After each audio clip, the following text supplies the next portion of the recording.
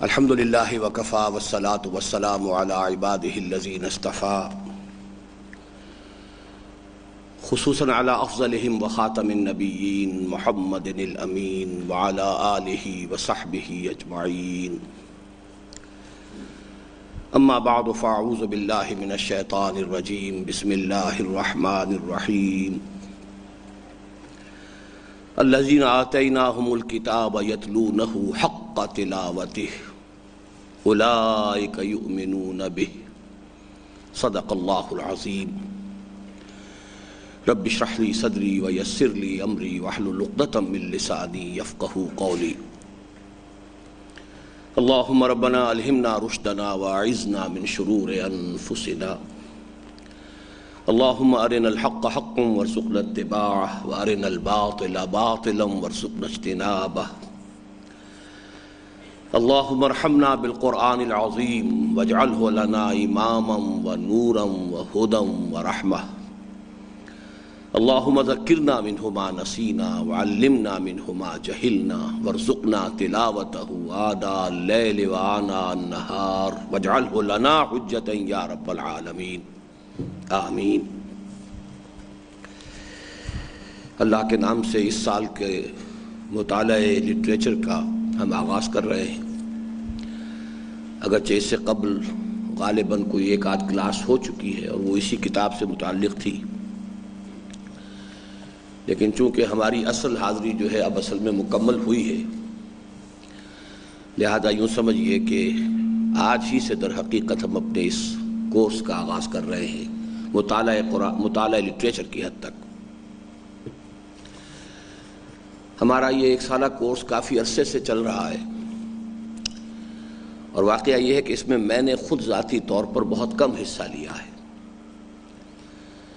گزشتہ سال البتہ میں نے اس میں کسی قدر پابندی کے ساتھ کچھ وقت دیا ہے، اور اس سال کے بارے میں چونکہ میرا یہ وعدہ تھا اور اس کا میں نے بارہا اعلان کیا ہے، اور وہ ارادہ اب بھی قائم ہے، اللہ تعالیٰ اس کو پورا کرانے والا ہے کہ میں اس میں خصوصی توجہ کے ساتھ اپنا وقت صرف کروں گا۔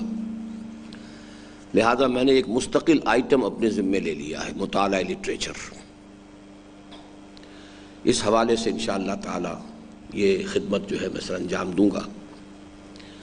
اس میں صرف چونکہ میری کچھ آمد و رفت کا سلسلہ رہتا ہے، تو میں نے اور لطف الرحمان صاحب نے آپس میں یہ ارینج کر لیا ہے کہ وہ ایک ہی وقت ہے کہ جس میں ان کی کلاس بھی ہے منتخب نصاب کی، اور یہ اسی وقت میں میرا یہ مطالعہ لٹریچر کا پیریڈ ہوگا۔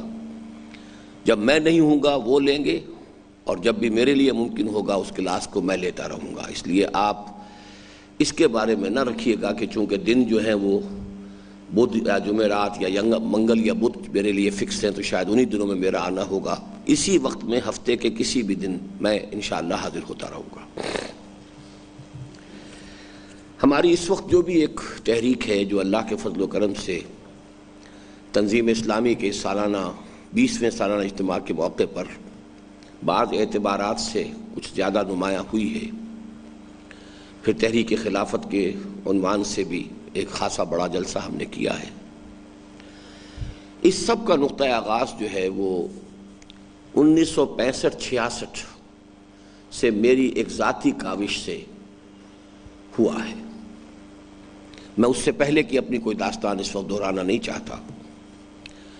1965 میں اصل میں منتقل ہوا دوبارہ منٹگمری، جو اب ساہیوال کہلاتا ہے، وہاں سے لاہور، اور اسی ارادے کے ساتھ کہ اب دین کی خدمت کا جو کام بھی ذاتی سطح پر بن آئے اپنے طور پر کرنا ہے، اب بزرگوں کے انتظار میں زیادہ اور دیر میں صرف نہیں کر سکتا۔ تو اس کے حوالے سے میں عرض کر رہا ہوں کہ 3 میری تحریریں ہیں جو فنڈامنٹل ہمارے اس پورے کام کے لیے اہمیت کی حامل ہیں۔ تحریک کے اعتبار سے تحریک جماعت اسلامی ایک تحقیقی مطالعہ، یہ میں نے سن 66 میں شائع کی، اگرچہ میری تحریر وہ ہے سن 56 کی، جبکہ میں ابھی جماعت اسلامی کا رکن تھا۔ اس وقت جماعت اسلامی میں داخلی طور پر پالیسی کے بارے میں ایک اختلاف رائے ہوا تھا، تو ایک پارٹی ورکر کی حیثیت سے، ایک رکن کی حیثیت سے، جو اس وقت تصور بھی نہیں کر سکتا تھا کہ وہ اس جماعت سے کبھی علیحدگی بھی اختیار کر سکتا ہے، اس کو اپنا معاملہ سمجھتے ہوئے، جیسے کہ ایک سیلف اسیسمنٹ ہوتا ہے یا سیلف کرٹیسزم ہوتا ہے، تو میں نے وہ تحریر جو ہے وہ سپرد قلم کی تھی۔ لیکن ظاہر بات ہے کہ اس میں چونکہ تنقید کا پہلو تھا تو میں نے اس کو شائع نہیں کیا، اگرچہ جماعت سے تو علیحدگی میری سن 57 میں ہو گئی، اپریل 57 میں، لیکن میرا یہ ایک اصول ہے کہ کوئی تخریب اگر تو کسی تعمیر کے لیے لازم ہے تو وہ ضروری ہوتی ہے۔ گفت رومی ہر بنائے کوہنا کا آباداں کنند، تو نہ دانی اولا تعمیر را ویراں کنند، یعنی یہ کہ اگر کوئی عمارت ہے اور وہ غلط ہے، بہت بوسیدہ ہو گئی ہے، نئی بنانی ہے تو اسے گرانا پڑے گا، لیکن یہ کہ اس کے بغیر اگر ارادہ نہیں ہے کوئی نئی تعمیر کا تو پھر کسی بھی درجے میں تنقید اور تعمیر اور تخریب جو ہے وہ درست نہیں ہے۔ تو جب تک میں نے فیصلہ نہیں کر لیا کہ اب اپنی ذاتی حیثیت میں کھڑے ہو کر کام کرنا ہے، اس وقت تک میں نے اس کتاب کو شائع نہیں کیا۔ 65 میں منتقل ہوا ہوں اس فیصلے کے ساتھ کہ اب اس کام کو لے کر چلنا ہے، جو بھی بساط ہے اپنی اور جو بھی صلاحیت ہے، جو بھی استعداد اللہ نے دی ہے اس کے مطابق۔ تو 66 میں پہلی کتاب جو شائع کی میں نے وہ تحریک جماعت اسلامی، ایک تحقیقی مطالعہ ہے۔ لیکن یہ گویا کہ میرا ماضی تھا کہ میری کس تحریک کے ساتھ میرا تعلق رہا تھا، اس کا صغرا کبرا کیا تھا، اس کے کتنے حصے کو میں صحیح سمجھتا ہوں، اس میں میرے نزدیک کہاں غلطی ہوئی ہے، یہ گویا کہ میرے ماضی سے متعلق چیز تھی۔ اب جو کام میرے پیش نظر تھا اس کے اعتبار سے دو نہایت مختصر لیکن بہت بنیادی تحریریں جو میری قلم سے نکلیں، ان میں سے ایک یہ ہے مسلمانوں پر قرآن مجید کے حقوق، جس کا کہ ہم نے مطالعہ آپ حضرات پہلے شروع کر چکے ہیں لیکن اثر نو پھر آج ہمیں کرنا ہے، اور ایک اس سے بھی مختصر اسلام کی نشت ثانیہ کرنے کا اصل کام۔ تاریخی اعتبار سے وہ مقدم ہے، سن 66 میں تحریک جماعت اسلامی شائع ہوئی، سن 67 میں اسلام کی نشت ثانیہ کرنے کا اصل کام، اور سن 68 میں یہ چیز وجود میں آئی ہے۔ تو یہ در حقیقت ایک تاریخی پس منظر ہے، میں نے اس کے سامنے آپ کے سامنے اس لیے بیان کر دیا ہے کہ معلوم ہو کہ ہر چیز جو ہے وہ اپنے ایک بیک گراؤنڈ میں آپ کے ذہن میں آ جائے۔ اس کتابچے کا بھی ایک پس منظر ہے خاص کہ یہ عنوان میرے ذہن میں کیوں آیا۔ آپ کو یاد ہوگا کہ یہ صدر ایوب صاحب جو ہمارے ہاں ہوتے تھے، فیلڈ مارشل ایوب خان، ان کا یہ اقتدار کا کچھ آخری دور تھا۔ سن 69-70 میں آ کر تو ظاہر بات ہے کہ ان کی حکومت ختم ہی ہو گئی تھی، بڑی زبردست عوامی تحریک 69 میں چلی ان کے خلاف۔ یہ 68 کی بات ہے کہ اس وقت نزول قرآن مجید کو 1400 سال مکمل ہوئے تھے، آغاز نزول قرآن مجید کو۔ تو اس زمانے میں اگرچہ کچھ اور قسم کے جشن بھی منائے جا رہے تھے، رقص و سرود کی محفلیں ہوتی تھیں، جشن مہران ہے اور جشن فلاں ہے اور جشن مری ہے، جشن کوہسار ہے۔ اب یہ جو علاقائی جشن منائے جاتے تھے، علاقائی ثقافت ہے، لوک رقص ہیں، لوک گانے ہیں وغیرہ وغیرہ، جو بھی کچھ اس کے اندر حفوات ہوتی تھیں، لیکن اس وقت کے کچھ مذہبی طبقات کو گویا کہ ایک رشوت کے طور پر یہ 1400 سالہ جشن نزول قرآن حکومت کی طرف سے عطا کیا گیا، اس کے لیے فنڈز جو ہیں وہ طے کیے گئے۔ تو اس موقع پر دو کام ہوئے، ایک تو یہ کہ پہلی بین الاقوامی قرات کانفرنس جو ہے پاکستان میں منعقد ہوئی اور مصری قراء آئے اور بہت ہی بڑے پیمانے پر، اگرچہ اس سے پہلے بھی بعض مصری قراء پاکستان آ چکے تھے، لیکن یہ کہ واقعہ یہ ہے کہ پہلی مرتبہ اسی موقع پر مصری قراءت سے اہل پاکستان جو ہیں وہ روشناس ہوئے ہیں، متعارف ہوئے ہیں۔ اور دوسرا کام یہ کیا گیا کہ سونے کے تار سے قرآن مجید لکھا گیا، لکھنا شروع کیا گیا۔ وہ کہیں لکھا ہوا اب بھی رکھا ہے، شاید کئی منوں سونا جو ہے اس میں لگا ہوا ہے۔ تو میرا ذہن منتقل ہوا کہ کیا قرآن مجید ان کاموں کے لیے نازل ہوا تھا؟ مقصد نزول کیا تھا؟ اس کے حقوق کیا ہیں؟ کیا ہم اس طور سے قرآن مجید کی کوئی تعظیم کر رہے ہیں، کوئی خدمت سر انجام دے رہے ہیں، قرآن مجید کا کوئی حق ادا کر رہے ہیں؟ اس کے حوالے سے جب سے ذہن نے کام کرنا شروع کیا کہ اصلاً قرآن مجید کے حقوق ہم پر کیا ہیں، تو جو چیزیں میرے سامنے آئیں وہ پھر میں نے 2 اپنے جمعوں کی تقریروں میں پہلے ان کو بیان کیا، مسجد خضرا سمن آباد لاہور میں، پھر یہ کہ متعدد مقامات پر میں نے وہ تقاریر کی، پھر اس کو مرتب کیا تو یہ کتابچہ جو ہے وجود میں آیا ہے۔ لیکن اس کتابچے کو جو اللہ تعالیٰ نے قبولیت عام عطا کی ہے، میں اس کی چند شواہد آپ کے سامنے رکھنا چاہتا ہوں، اور وہ اس لیے کہ جن لوگوں نے بھی اس کے ضمن میں کچھ خدمت سر انجام دی ہے، ہمارے اس پروگرام کی ریکارڈنگ ہو رہی ہے تو ان کے نام بھی محفوظ ہو جائیں، اور ان کے لیے جب بھی کوئی شخص اس پروگرام سے مستفید ہو تو ان کے لیے دعائے خیر کرے۔ اس کتابچے کا انگریزی ترجمہ کیا پروفیسر محمد ابراہیم مرحوم نے۔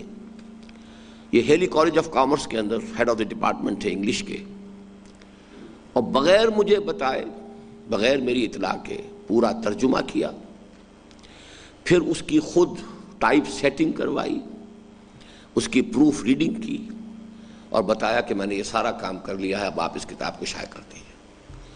تو واقعہ یہ ہے کہ میرے دل پر بڑا گہرا اثر ہوا، ورنہ تو یہ ہے کہ ترجمے کرانے کے لیے بڑی محنتیں کرنی پڑتی ہیں، قیمتیں دینی پڑتی ہیں، محنتانے ادا کرنے پڑتے ہیں۔ بالکل والنٹیرلی انہوں نے یہ کام کیا، اور بڑی خاموشی کے ساتھ پریس میں جا کر گھنٹوں بیٹھے رہنا اور اس کی ٹائپ سیٹنگ اور اس کی کریکشن کروانا، یہ سارا کام انہوں نے کیا ہے۔ بہت نیک انسان تھے، اللہ تعالیٰ انہیں اس کا اجر و ثواب عطا فرمائے۔ تو انگریزی کا ترجمہ انہوں نے کیا۔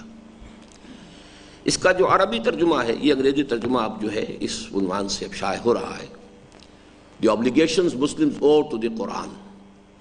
اس کے علاوہ یہ نہ معلوم اور کہاں کہاں سے مختلف عنوانات کے تحت شائع ہو رہا ہے۔ دی بک اینڈ دی ریڈر، اس عنوان سے یہ طاہا پبلیکیشنز والوں نے لندن سے شائع کیا ہے۔ کیونکہ ہماری طرف سے تو کھلی اجازت ہے کہ ہماری کسی کتاب کے اوپر کوئی ہمارے حقوق نہیں ہے، بلکہ یہ تو چونکہ دین کے لیے اور دین کی خدمت کے لیے ہے، تو لہٰذا جو شخص چاہے اسے شائع کرے، مفت تقسیم کرے، بیچے، جو چاہے کرے۔ لہذا مختلف جگہوں سے یہ کتابیں جو ہے وہ شائع ہو رہی ہیں۔ اس کی عربی ترجمہ جو شائع ہوا، ماذا یجب علی المسلمین تجاہ القرآن، اس کا بھی ایک خاص پس منظر ہے، اسے بھی میں ریکارڈ پر لے آنا چاہتا ہوں۔ مولانا صہیب حسن صاحب ہیں ایک، جو آج کل لندن میں مقیم ہیں، اور جو سلفی تحریک ہے اس وقت کافی زور شور کے ساتھ انگلستان میں ان کا کافی کام ہے، محنت ہے، تو اس کو یوں کہا جا سکتا ہے کہ اس کے سب سے نمایاں وہاں پہ آدمی ہے اس وقت، سعودی عرب کا جو ادارہ ہے اس کے وہ انچارج ہیں وہاں۔ تو وہ اس زمانے میں، ابھی انہوں نے مدینہ یونیورسٹی سے فارغ التحصیل ہونے کے بعد دارالافتاء کی طرف سے انہیں پہلا اسائنمنٹ ملا تھا کہ وہ ایسٹ افریقہ میں مبلغ کی حیثیت سے کام کر رہے تھے۔ سالانہ تعطیلات میں آیا کرتے تھے پاکستان۔ وہ آئے تو میرے چھوٹے بھائی سے ملنے آئے، اس لیے کہ دور سے ہماری ان سے ساتھ ایک عزیز داری بھی ہے، تو ان کے دفتر میں یہ کتابچہ پڑا ہوا تھا، کراچی کی بات ہے یہ، تو وہ اٹھا کر لے گئے۔ ان کا کہنا یہ ہے کہ میں بس میں بیٹھا صدر کراچی سے، اور فیڈرل بی ایریا تک پہنچنا تھا انہیں، جہاں کہ ان کا گھر تھا، جہاں جانا تھا انہیں، تو وہاں تک میں نے وہ کتابچہ پڑھ لیا، اور میں نے اپنے دل پر اس کا جو اثر محسوس کیا، تو مجھے احساس ہوا کہ کوئی شے اگر مولوی کے دل پر اثر کر سکتی ہے، یہ ان کے الفاظ ہیں، ورنہ میں یہ الفاظ خود کبھی نہ کہتا، یہ ان کے الفاظ جو کوٹ کر رہا ہوں، کیونکہ وہ عالم دین تھے، فارغ التحصیل مدینہ یونیورسٹی کے۔ ظاہر بات ہے کہ ایک عالم دین کو کسی دوسری بات سے کوئی خاص تاثر لینے کا معاملہ جو ہے وہ کچھ آسان نہیں ہوا کرتا، کہ اگر ایک مولوی کے دل پر اتنا اثر ہو سکتا ہے جو میرے دل پر ہوا ہے، تو پھر یہ کہ ایک عام انسان کے لیے یہ کتنی مفید ہوگی۔ خاموشی سے انہوں نے عربی ترجمہ کیا۔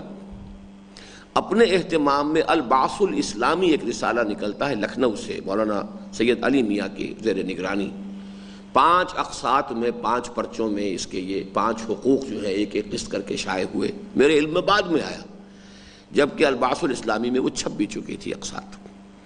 ظاہر بات ہے کہ یہ کام بھی انہوں نے بالکل بغیر کسی معاوضے کے کیا ہے، والنٹیرلی کیا ہے، دین کی خدمت سمجھ کر کیا ہے۔ اسی طرح ایک روز میں بیٹھا ہوا تھا اپنے، جبکہ ہمارا ابھی انجمن خدام القرآن کا یہ سارا کمپلیکس جو ہے ابھی قائم نہیں ہوا تھا، ابھی مرکزی دفتر ہمارا تھا سمن آباد میں، 12 افغانی روڈ سمن آباد پر، تو اپنے دفتر میں تھا کہ ایک ساتھ تشریف لائے، میرا ان سے کوئی تعارف نہیں تھا۔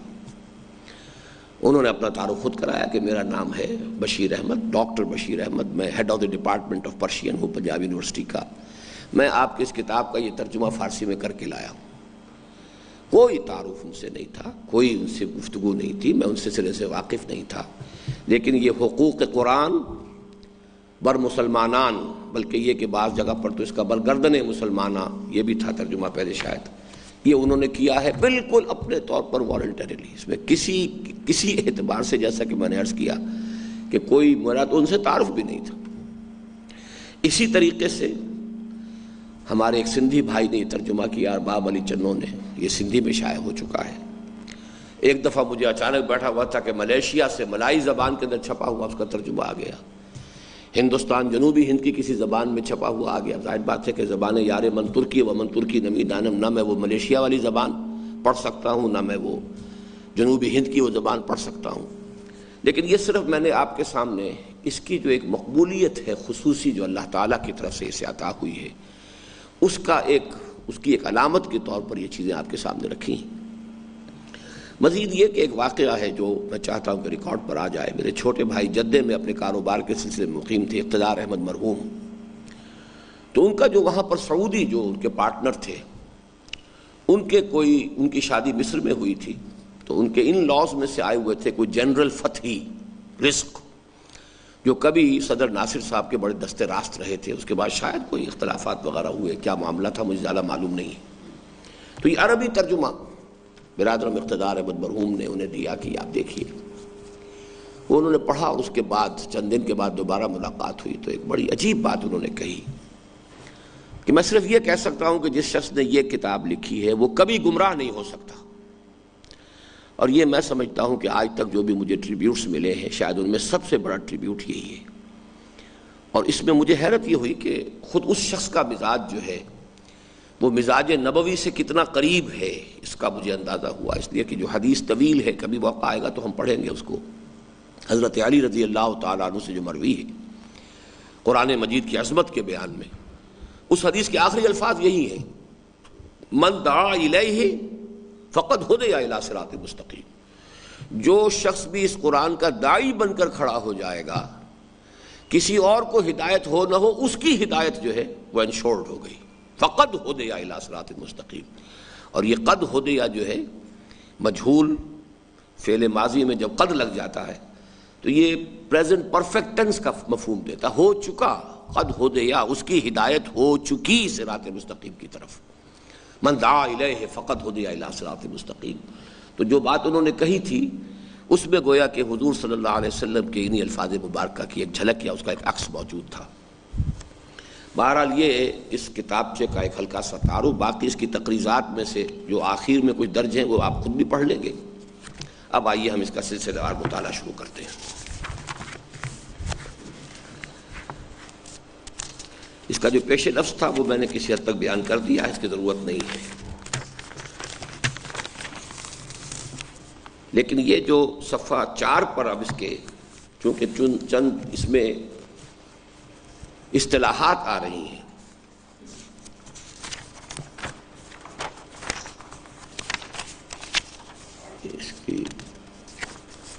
اس کی سیٹنگ غالباً اب ہمارے یہ ساتھی کچھ چینج کرتے چلے جا رہے ہیں، ورنہ میرا جو تھا پہلی جو عبارت اس میں ہوتی تھی وہ اب اس میں شامل نہیں ہے۔ ہر مسلمان پر حسب صلاحیت و استعداد قرآن مجید کے مندرجہ ذیل 5 حقوق عائد ہوتے ہیں۔ اس میں جو نوٹ کرنے والا لفظ ہے حسب صلاحیت و استعداد، ظاہر بات ہے کہ اللہ تعالیٰ نے انسانوں کو جو پیدا کیا ہے تو سب انسان برابر صلاحیتوں کے حامل نہیں ہیں، فرق و تفاوت ہے، نہ ہر زن زنست و نہ ہر مرد مرد خدا پنج انگشت یکساں نہ کرد۔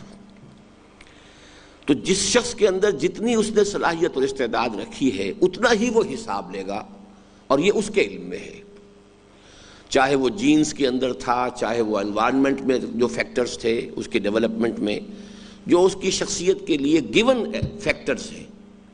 اب ظاہر بات ہے میں ہوں، آپ ہیں، ہمیں جو جینز ملے ہیں اپنے والدین سے، آباء و اجداد سے، وہ ہمارا اپنا چوائس تو نہیں ہے، وہ تو اللہ تعالیٰ کی طرف سے چلے آ رہے ہیں۔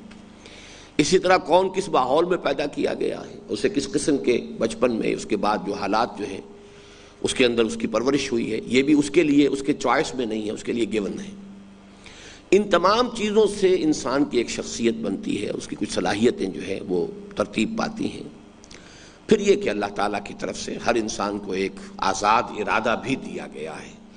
یہ آزاد ارادہ ظاہر بات ہے کہ ان چیزوں کے اندر اندر ہی وہ اپنا جولانی دکھا سکتا ہے۔ اسی لیے قرآن مجید میں ایک جگہ اس کو کہا گیا ہے شاکلہ۔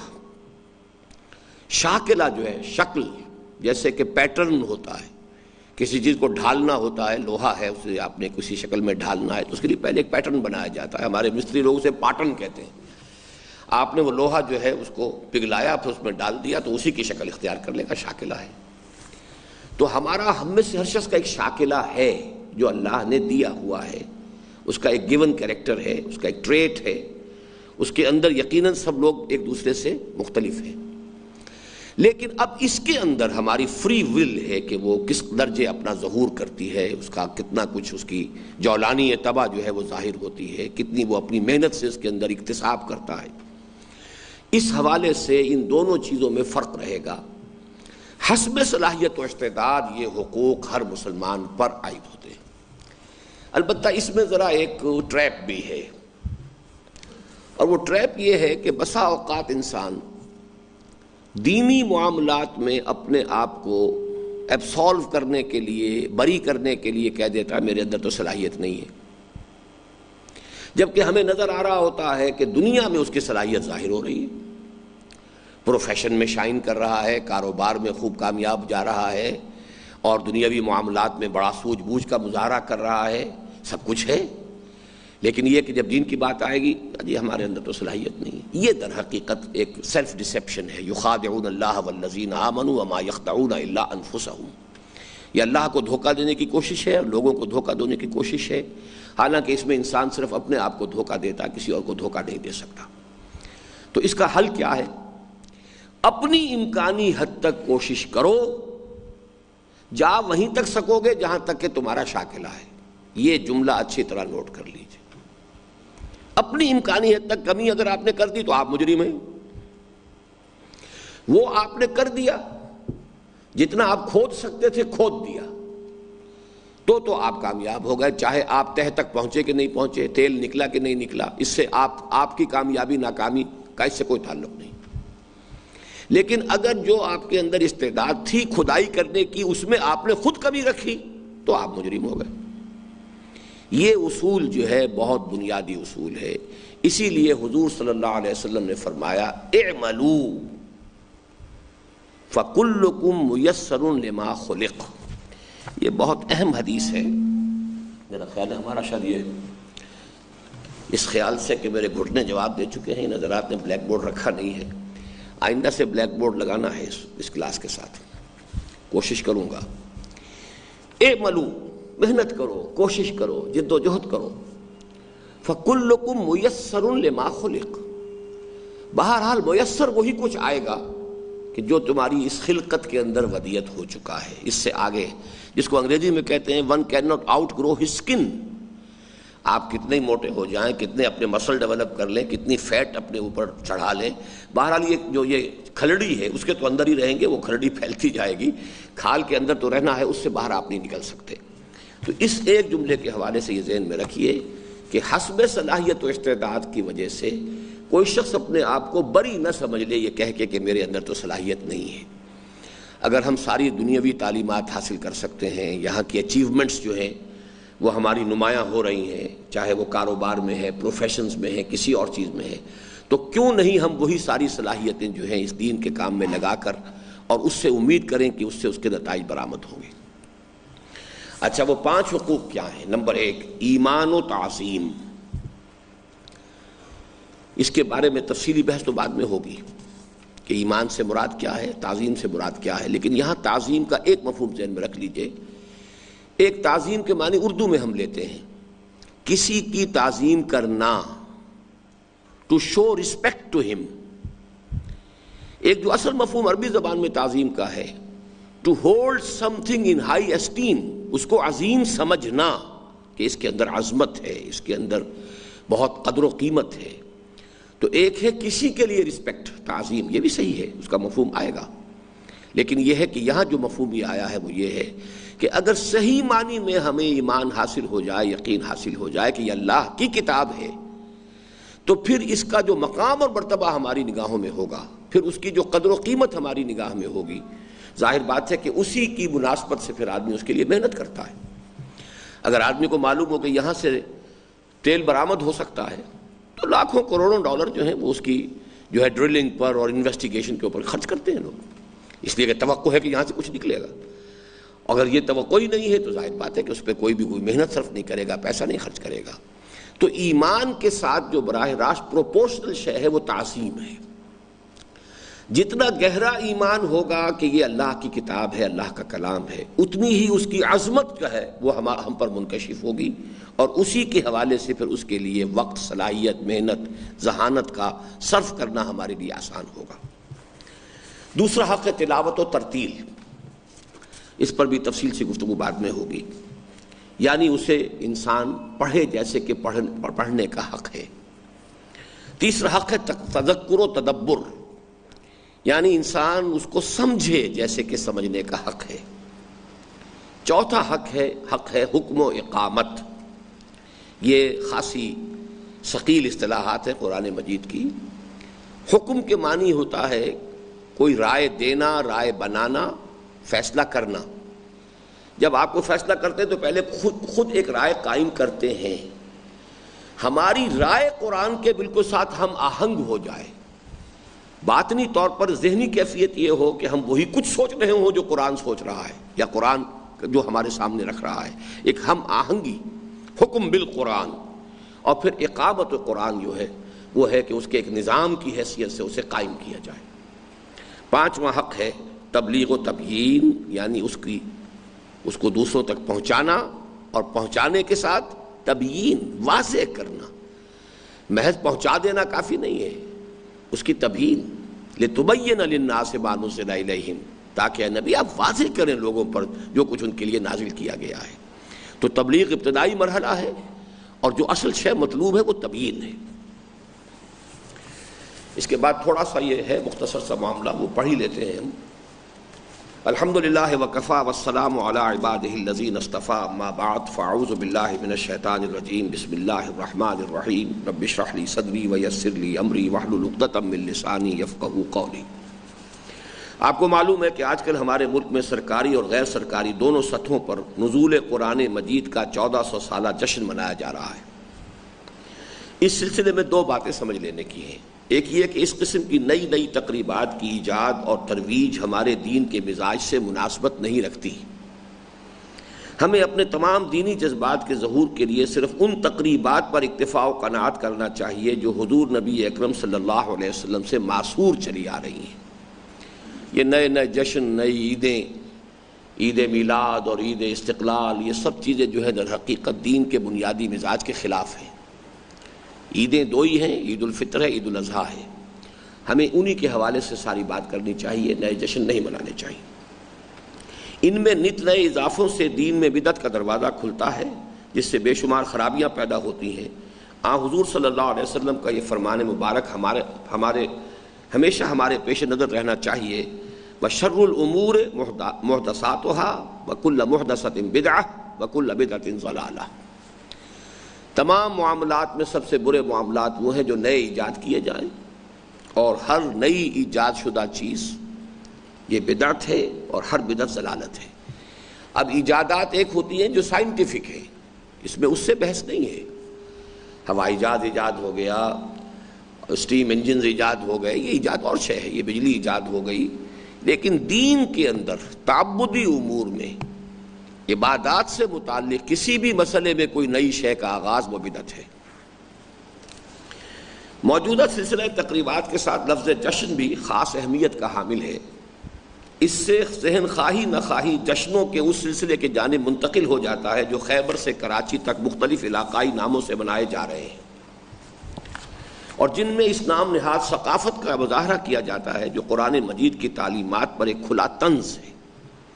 ایسا محسوس ہوتا ہے کہ الحاد پسند اور اباحیت پرست لوگوں کے لیے اس قسم کے بے شمار جشنوں کے اہتمام کے ساتھ جشن نزول قرآن مجید کا انعقاد غالباً ایک رشوت ہے جو مذہبی ذوق رکھنے والے لوگوں کی خدمت میں پیش کی جا رہی ہے، واللہ عالم۔ دوسری قابل توجہ بات یہ ہے کہ اس قسم کی تقریبات سے اگر یہ فائدہ اٹھایا جائے کہ ان کے ذریعے عوام میں دین و مذہب سے لگاؤ پیدا ہو، قرآن حکیم کے ساتھ ان کا ربط و تعلق بڑھے، اور اس بعد میں کمی ہو جو آج ہمارے اور قرآن مجید کے مابین پیدا ہو گیا ہے، تو پھر بھی ان کے انعقاد کے جواز کا کوئی پہلو شاید پیدا کیا جا سکے۔ لیکن جیسا کہ آپ کو معلوم ہے اس قسم کا کوئی فائدہ اس نوعیت کی تقاریب سے حاصل نہیں ہوتا۔ قرآن کی تزئین و آرائش یا حسن قرأت کے مظاہروں اور مقابلے سے تو بہرحال اس قسم کے کسی فائدے کے حصول کا سوال ہی پیدا نہیں ہوتا۔ جو کانفرنسیں یا جلسے قرآن مجید کے نام پر منعقد ہوتے ہیں ان میں بھی اکثر سارا زور قرآن مجید کے مقام و مرتبے کی وضاحت یا اس کی شان کے بیان پر صرف کر دیا جاتا ہے، اور اس بات کی طرف بہت کم توجہ دی جاتی ہے کہ ہم پر بحیثیت مسلمان قرآن مجید کے کیا کیا حقوق عائد ہوتے ہیں اور ان کی ادائیگی کی کیا صورت ممکن ہے۔ حالانکہ جہاں تک قرآن مجید کے مقام یا مرتبے اور شان و عظمت کا تعلق ہے، واقعہ یہ ہے کہ اس کا بیان تو کما حقہ، اس کا بیان تو کجا کما حقہ، ادراک بھی کسی انسان کے بس میں نہیں ہے۔ اس جملے کو ذرا آپ انڈر لائن کر لیجئے۔ قرآن مجید کی شان یا اس کا مرتبہ یا اس کی عظمت کا بیان تو کجا، ادراک بھی کسی انسان کے بس میں نہیں ہے۔ یہ شاعرانہ خیال آرائی نہیں ہے، یہ لفاظی نہیں ہے، عبارت آرائی نہیں ہے، 100% درست ہے۔ اس کی وجہ کیا ہے؟ قرآن اللہ کا کلام ہے، کلام اللہ کی صفت ہے، ذات باری تعالی وراء الورا وراء الورا وراء الورا لیس کمثلہ شیء، اسی طرح اس کی ہر صفت بھی ہمارے تصور و ادراک کی وسعتوں سے، اس کی پہنائیوں سے باہر ہے۔ لہذا قرآن مجید کی عظمت کا پورا پورا اندازہ کرنا کسی انسان کے لیے ممکن نہیں۔ یہی وجہ ہے، نوٹ کر لیجئے، کہ قرآن مجید نے اس کے لیے صرف ایک تمثیل کا سہارا لیا ہے۔ یہ اصول سمجھ لیجئے کہ جو مضامین اتنے بلند ہوں، اتنے میٹا فزیکل ہیں کہ وہ ہمارے تصور میں نہیں آ سکتے، تخیل میں نہیں آ سکتے، ان کو قرآن مجید تمثیل کے حوالے سے بیان کرتا ہے، تاکہ اگر وہاں تک آدمی نہ پہنچ سکے تو کچھ تو تاثر قائم ہو جائے، کچھ ہلکا سا نقشہ تو ذہن میں آ جائے۔ تمثیل کے کا اصل فائدہ یہ ہے۔ قرآن مجید نے تمثیل بیان کی ہے، لو انزلنا هذا القرآن على جبل لرأيته خاشعا متصدعا من خشية الله وتلك الامثال نضربها للناس لعلهم يتفكرون۔ اگر ہم نے اس قرآن کو کسی پہاڑ پر اتار دیا ہوتا تو تم دیکھتے کہ وہ دب جاتا اور پھٹ جاتا اللہ کی خشیت سے۔ اور یہ مثالیں ہیں جو ہم لوگوں کے لیے بیان کرتے ہیں، شاید کہ وہ کچھ غور کر سکیں، تفکر کر سکیں کہ عظمت قرآن کا بیان اگر سمجھنا ہے تو اس تمثیل سے سمجھو۔ اچھا، اس تمثیل کو سمجھیے سورہ اعراف میں جو واقعہ بیان ہوا ہے اس سے۔ حضرت موسیٰ علیہ السلام کو جب بلایا گیا ہے کوہ طور پر، اور یہ ایک مرتبہ تو شروع میں گئے تھے جبکہ وہ صرف روشنی دیکھ کر اور آگ سمجھ کر چلے گئے تھے، جبکہ نبوت ملی ہے، رسالت پر فائز ہوئے ہیں۔ پھر ایک مرتبہ بلائے گئے ہیں جبکہ تورات دی گئی ہے۔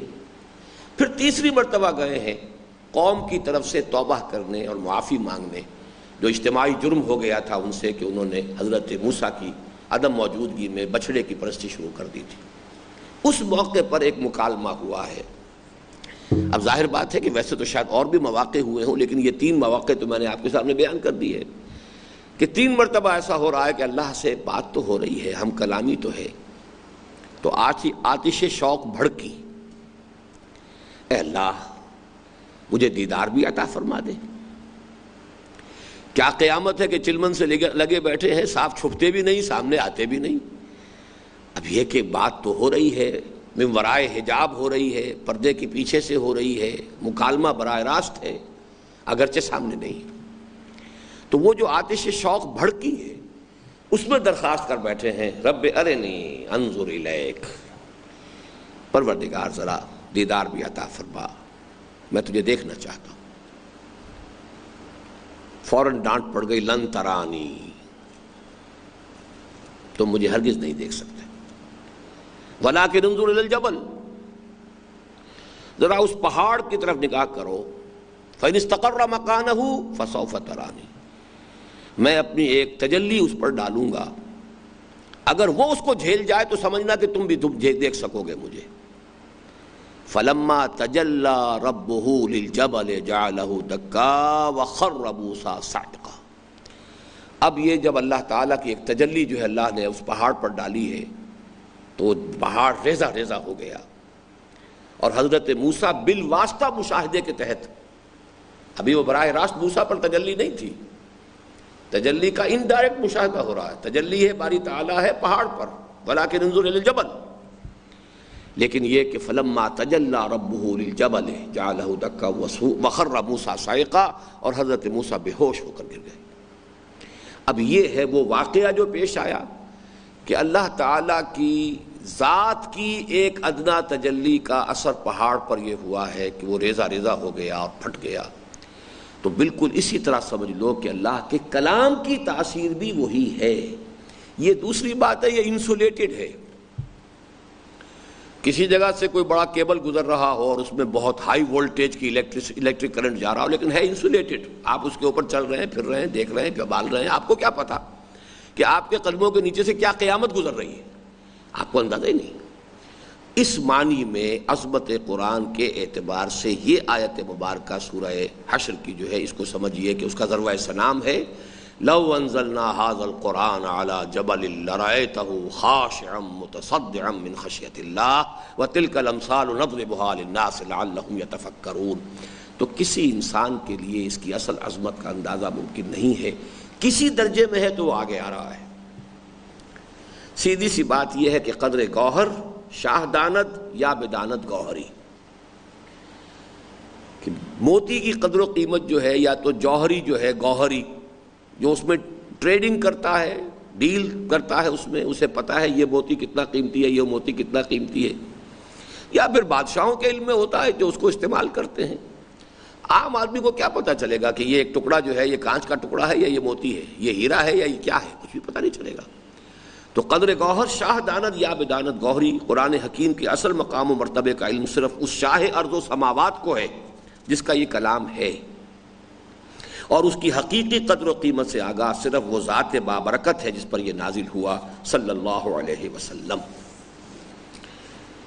اس میں اب جو میں نے آیت بیان کی تھی وہ حاشیے کے طور پر اس کتابچے کے اندر درج ہے، اب اسے پڑھنے کی دوبارہ ضرورت نہیں ہے۔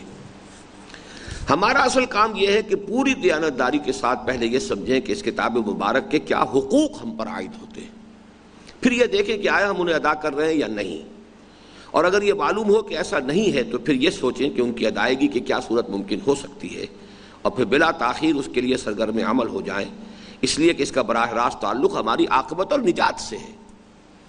یعنی فرض کیجئے کہ میں قرآن مجید کی اصل عظمت سے واقف نہیں ہو پاتا، my imagination falls short of it، تو میں اللہ کے ہاں مجرم نہیں ہوں۔ اگر میرے اندر استعداد ہی اتنی رکھی تھی اللہ نے اور میں اس سے اوپر نہیں بڑھ سکتا، ظاہر بات ہے کہ ہر شخص کے اندر اس کی اپنی کیپیسٹی ہے، کسی شے کو اپریشیٹ کرنے کی بھی ایک صلاحیت درکار ہوتی ہے۔ اگر میرے اندر اس کو صحیح طور سے اپریشیٹ کرنے کی صلاحیت نہیں ہے اور میں اس کو اس درجے میں اپریشیٹ نہیں کر سکا تو میں مجرم نہیں ہوں، لیکن یہ کہ اس کے حقوق عملاً ادا کرنے کی جو صلاحیت میرے اندر تھی میں نے نہیں کیے تو میں مجرم ہو گیا۔ لہذا جو پریکٹیکل اسپیکٹ ہے، پریگمیٹک اسپیکٹ ہے، وہ تو یہ ہے کہ ہم یہ دیکھیں کہ ہماری ذمہ داری کیا ہے۔ میں نہیں یہی بات آپ پڑھیں گے اگر میرا جو کتاب چاہے نبی اکرم صلی اللہ علیہ وسلم سے ہمارے تعلق کی بنیادیں، حضور کی عظمت کو کون سمجھ سکتا ہے؟ اس میں تو ایک واقعہ یہ ہے کہ غالب کا ایک مصرع ہے کہ جو میں سمجھتا ہوں کہ آخری بات کہہ گیا، زاں ذات پاک مرتبہ دان محبت، ہاں ذات پاک مرتبہ دان محمد است، محمد کے مرتبے سے حقیقتاً واقف تو صرف اللہ کی ذات ہے، اور کون سمجھے گا؟ ظاہر بات ہے کہ نبوت ہمارے دائرہ تصور سے خارج ہے، ہم کیا سمجھیں گے نبوت کہتے کسے ہیں؟ اب کسی شے کو ایسس کرنا تو اس کے بعد کی بات ہے نا۔ کوئی ڈاکٹر تو سمجھ سکتا ہے کسی دوسرے ڈاکٹر کے بارے میں کہ وہ کس درجے کس مقام پر ہے، کیا اس کی صلاحیت ہے، کتنی اس کے اندر مہارت ہے اپنے اس شعبے کے اندر، لیکن جو شخص اس فن سے نابلد ہے اسے کیا اندازہ ہوگا؟ کوئی انجینئر کتنا ماہر فن ہے، کوئی غیر انجینئر تو اس کے بارے میں سرے سے کوئی تصور قائم کر ہی نہیں سکتا۔ پھر انجینئر بھی کسی دوسرے انجینئر کو صحیح ایسس کر سکے گا بشرطے کہ وہ خود اس سے اوپر ہو۔ اگر خود اس سے نیچے ہے صلاحیت کے اعتبار سے تب بھی صحیح اسسمنٹ نہیں کر سکتا۔ لہذا کوئی انسان حضور کے مرتبے کی صحیح اسسمنٹ کر سکتا ہے تو صرف وہی جو نبی ہو اور نبوت میں حضور کے مرتبے سے بالا تر ہو، اور یہ ناممکن ہے۔ لہذا میں منطقی طور پر ثابت کرتا ہوں کہ حضور کے مرتبے اور مقام کو سمجھنا کسی انسان کے بس میں ممکن نہیں، لیکن ہماری ذمہ داری یہ نہیں ہے، بلکہ میں تو اس کے برعکس یہ کہا کرتا ہوں جب ہم بیان کرنے کی کوشش کرتے ہیں تو توہین کے مرتکب ہو جاتے ہیں۔ ایک شے ہے وہاں کی، میرے ذہن میں یہیں تک پہنچی ہے، میں یہیں تک بیان کر رہا ہوں تو توہین کر رہا ہوں۔ شے تو تھی وہاں کی، میرا اپنا ذہن تو وہاں تک پہنچا ہی نہیں، میں نے بہت چھلانگ لگائی ہے یہاں تک پہنچا ہوں، میں یہاں تک بیان کر رہا ہوں اسے، تو گویا کہ اصل کے اعتبار سے تو میں توہین کا مرتکب ہو رہا ہوں کہ وہاں اس صحیح مقام و مرتبے تک تو میرے ذہن کی رسائی ہی نہیں، میں بیان کیا کروں گا؟ لہٰذا اس اعتبار سے گویا کہ ایکسرسائز ان فیوٹیلیٹی ہے، بیکار کی بات ہے۔ اصل بات جس پر کہ ہماری نجات کا دار و مدار ہے وہ یہ کہ بحیثیت امتی ہمارا فرض کیا ہے اس کو سمجھو بھائی، اس کو ہم ادا کر رہے ہیں کہ نہیں کر رہے ہیں؟ ہماری نجات کا مسئلہ اس پر ہے۔ آخرت میں سوال اس کا ہوگا کہ امتی محمد کی حیثیت سے جو ذمہ داریاں تھیں وہ تم نے ادا کی کہ نہیں کی، ورنہ یہ ہے کہ بس آپ کی وہ زلفوں کی تعریف ہو رہی ہے اور آپ کی کملی کی تعریف ہو رہی ہے اور آپ کے سایہ نہیں تھا اور فلاں تھا اور یہ تھا اور وہ تھا، اور یہ ساری باتوں کے اندر جو ہے قوم کو ایک نشے کے اندر جو ہے وہ بالکل گم کیا ہوا ہے۔ تو یہی معاملہ یہاں پر قرآن کے بارے میں سمجھیے، اس لیے کہ اس کا براہ راست تعلق ہماری عاقبت اور نجات سے ہے، اور اس معاملے میں کسی کوتاہی کی تلافی قرآن حکیم کی شان میں قصیدے پڑھنے سے بہرحال نہیں ہو سکتی۔ چنانچہ میں آج کی صحبت میں انہی امور پر کسی قدر وضاحت سے گفتگو کروں گا۔ ہر مسلمان پر قرآن مجید کے 5 حقوق، اصل میں یہاں آئی ہے وہ عبارت جو میں وہاں ڈھونڈ رہا تھا شروع میں، اب میں بھی بہت عرصے کے بعد چونکہ اس کتاب کو ہاتھ میں لے رہا ہوں اس لیے بہت سی باتیں میرے ذہن سے بھی نکل گئی۔ ثقیل الفاظ یا دینی اصطلاحات سے صرف نظر کرتے ہوئے عام زبان میں بیان کیا جائے تو قرآن مجید کے یہ 5 حقوق ہر مسلمان پر عائد ہوتے ہیں۔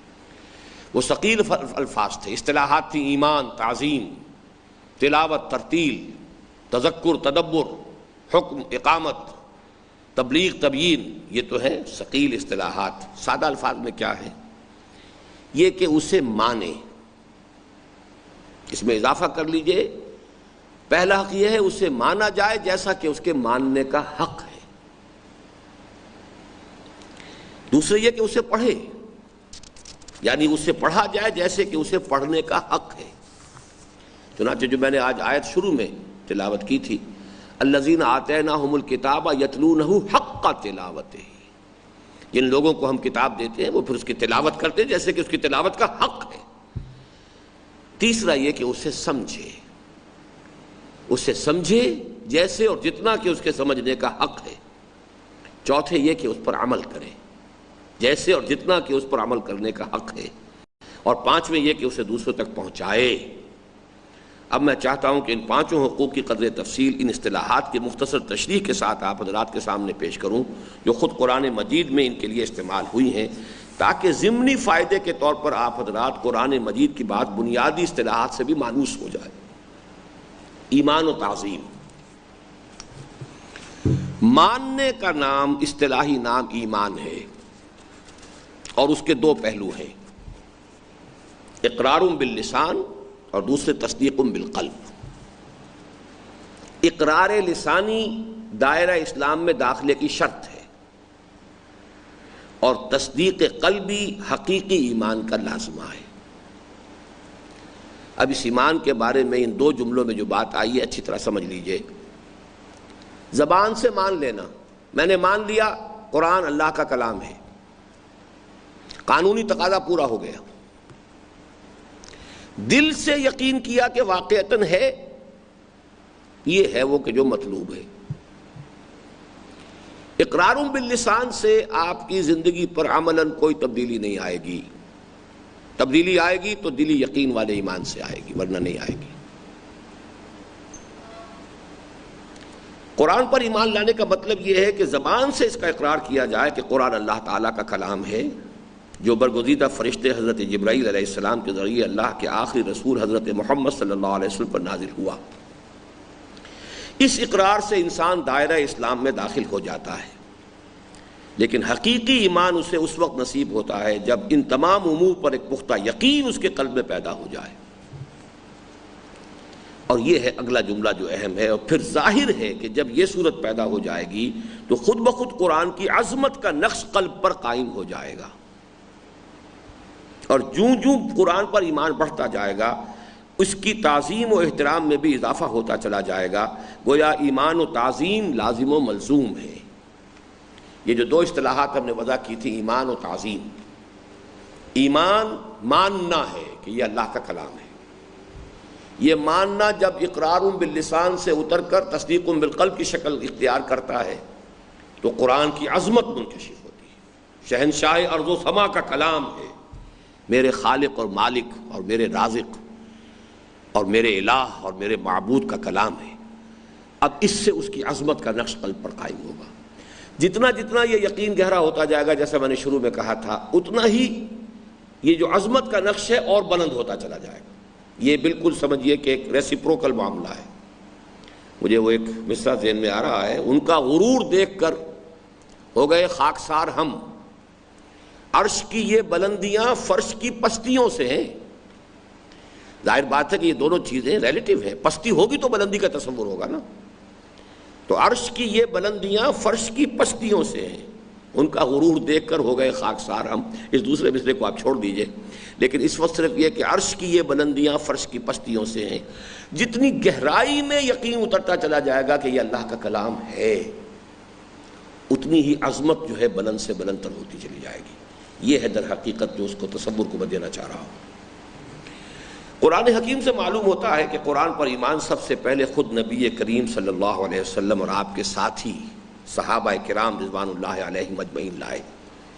آمن الرسول بما انزل الیہ من ربہ والمؤمنون۔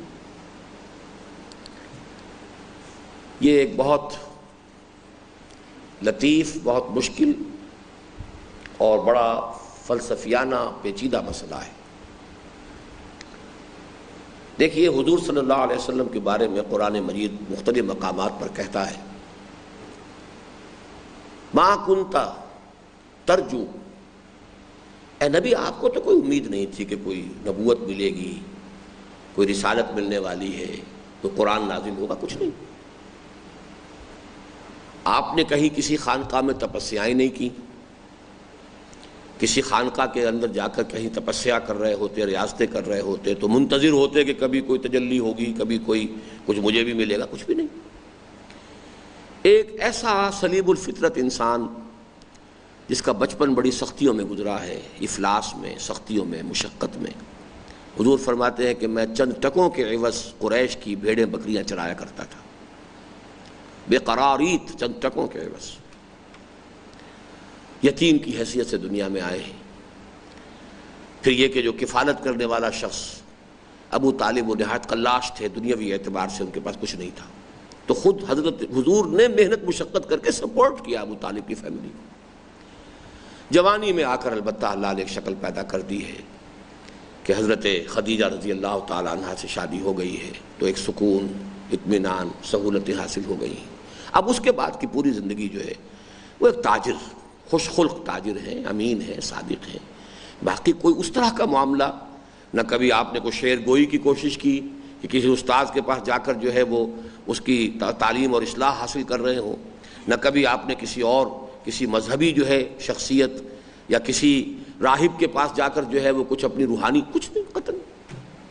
ہاں یہ ضرور ہے جب 40 برس کی عمر کے لگ بھگ ہوئی ہے تو کچھ طبیعت اچاٹ سی ہو گئی ہے، خلوت گزینی کی ایک طبیعت کے اندر جو ہے ایک خواہش پیدا ہو گئی، اس میں کچھ غور و فکر شروع کیا ہے۔ اب یہ ہے سارا پس منظر 40 برس کا۔ اچانک ایک فرشتہ آ جاتا ہے، ہاؤ ڈڈ ہی ڈیسائیڈ کہ یہ فرشتہ ہے اور یہ کوئی بدروح نہیں ہے؟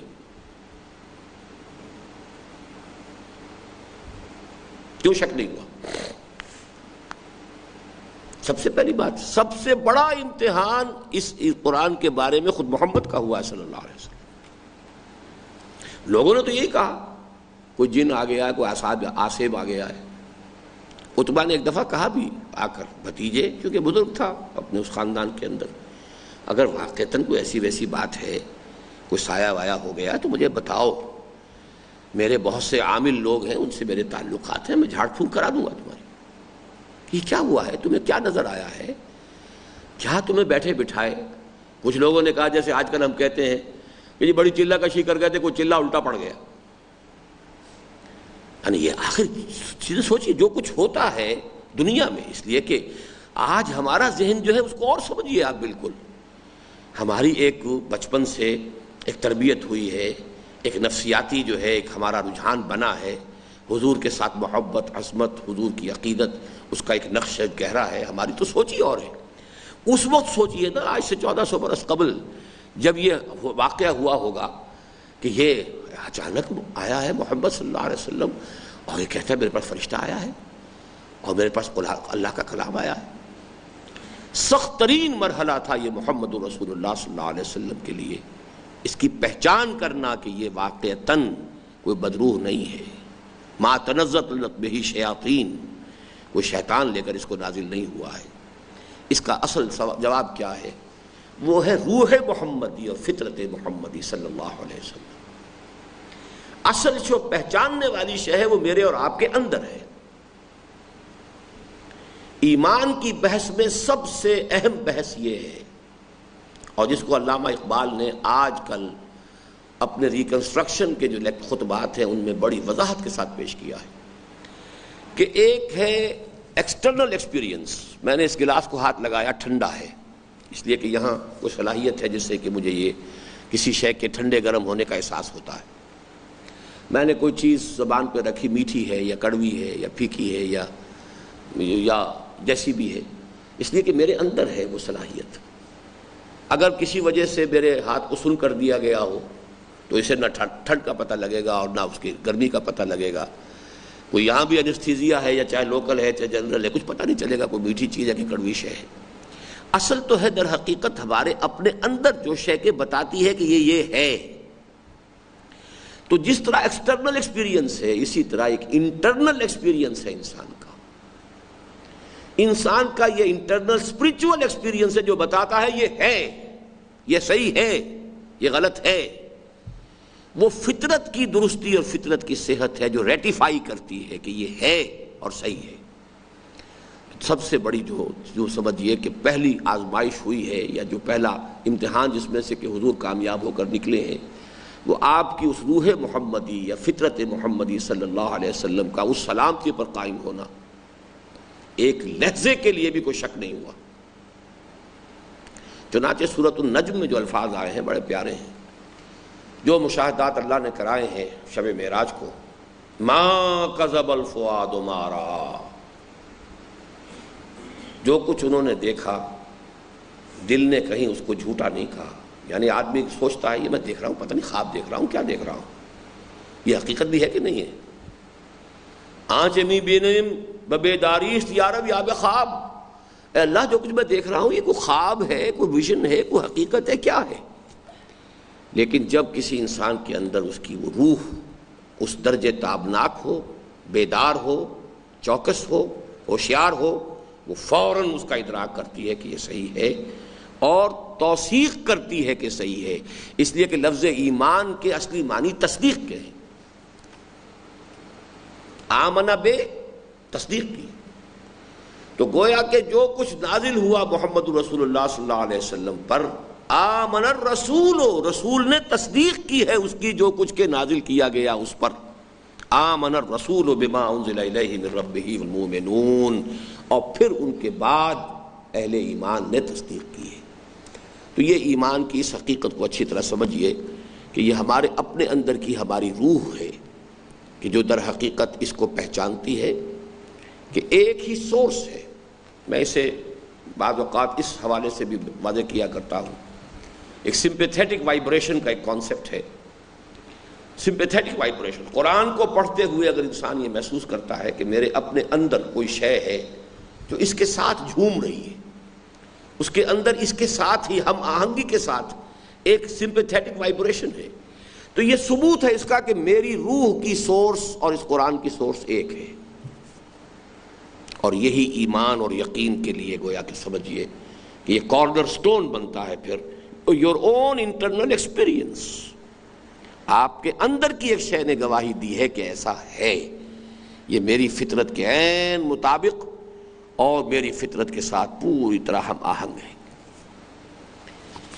یہ ایمان پورے تصدیق قلب کے ساتھ تھا اور اس گہرے یقین پر مبنی تھا کہ یہ اللہ تعالیٰ کا کلام ہے۔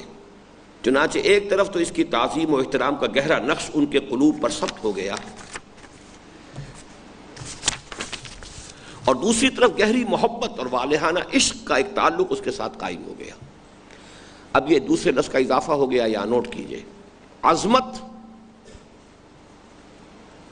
اور محبت، یہ دو جدا چیزیں ہیں۔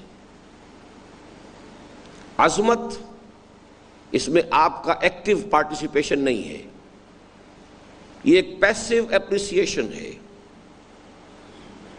بڑی عظیم عمارت ہے، دیکھ رہے ہیں، اس کا آپ کا اس کے اندر پارٹیسپیشن نہیں ہے، پیسیولی آپ اس کو اپریشیٹ کر رہے ہیں۔ اگلا قدم ہے محبت، اب اس کی طرف اقدام ہوگا، اس کی طرف توجہ ہوگی، اس کی طرف التفات ہوگا، اس کی طلب پیدا ہوگی، اس کے حصول کا جذبہ بیدار ہوگا۔ تعظیم و احترام کا گہرا نقش قلوب پر ثبت ہو گیا، اور دوسری طرف گہری محبت اور والہانہ عشق کا ایک تعلق قائم ہو گیا۔ آگے ذرا سا حوالہ آئے گا کہ وہ عشق کس درجے تھا محمد رسول اللہ صلی اللہ علیہ وسلم کو کلام پاک سے۔ چنانچہ نبی کریم صلی اللہ علیہ وسلم کو نزول وحی کا شدت کے ساتھ انتظار رہتا تھا، اور آپ اس کے لیے بے چین رہتے تھے اور چاہتے تھے کہ وہی جلد جلد آیا کرے۔ پھر جب قرآن اترتا تھا تو آپ کمال شوق سے جلد از جلد اس کو یاد کر لینے کی کوشش کرتے تھے، حتیٰ کہ اللہ تعالیٰ نے آپ کو از راہ محبت و شفقت ان امور میں مبالغے سے منع فرمایا۔ چنانچہ ارشاد ہوا وَلَا تَعْجَلْ بِالْقُرْآنِ، اے نبی جلدی نہ کیجیے۔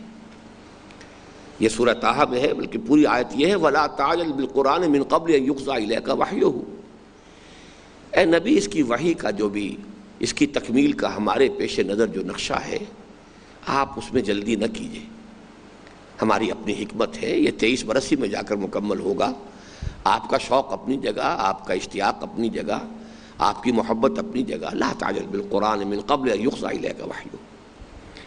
بلکہ سورہ مریم کے بعد سورہ طٰہٰ آتی ہے، سورہ مریم میں تو اور بڑا پیارا نقشہ کھینچا گیا ہے۔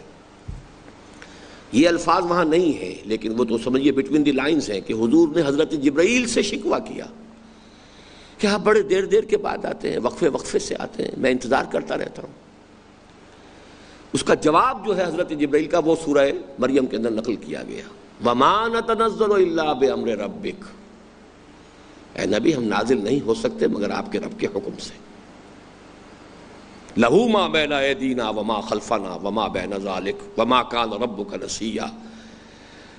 جو کچھ ہمارے سامنے ہے وہ بھی اسی کے اختیار میں ہے، جو کچھ ہمارے پیچھے ہے وہ بھی اسی کے اختیار میں ہے، اور جو ان دونوں کے مابین ہے وہ بھی اسی کے اختیار میں ہے، اور آپ کا رب بھولتا نہیں ہے۔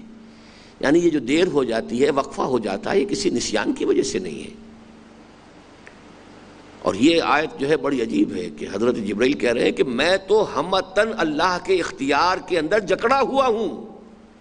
لہو ما بین ایدینا، جو ہمارے سامنے ہے اس کا اختیار بھی اسی کو ہے، وما خلفنا، جو ہمارے پیچھے ہے اس کا اختیار بھی اسی کو ہے، وما بین ذالک، آگے اور پیچھے کے درمیان کون ہے؟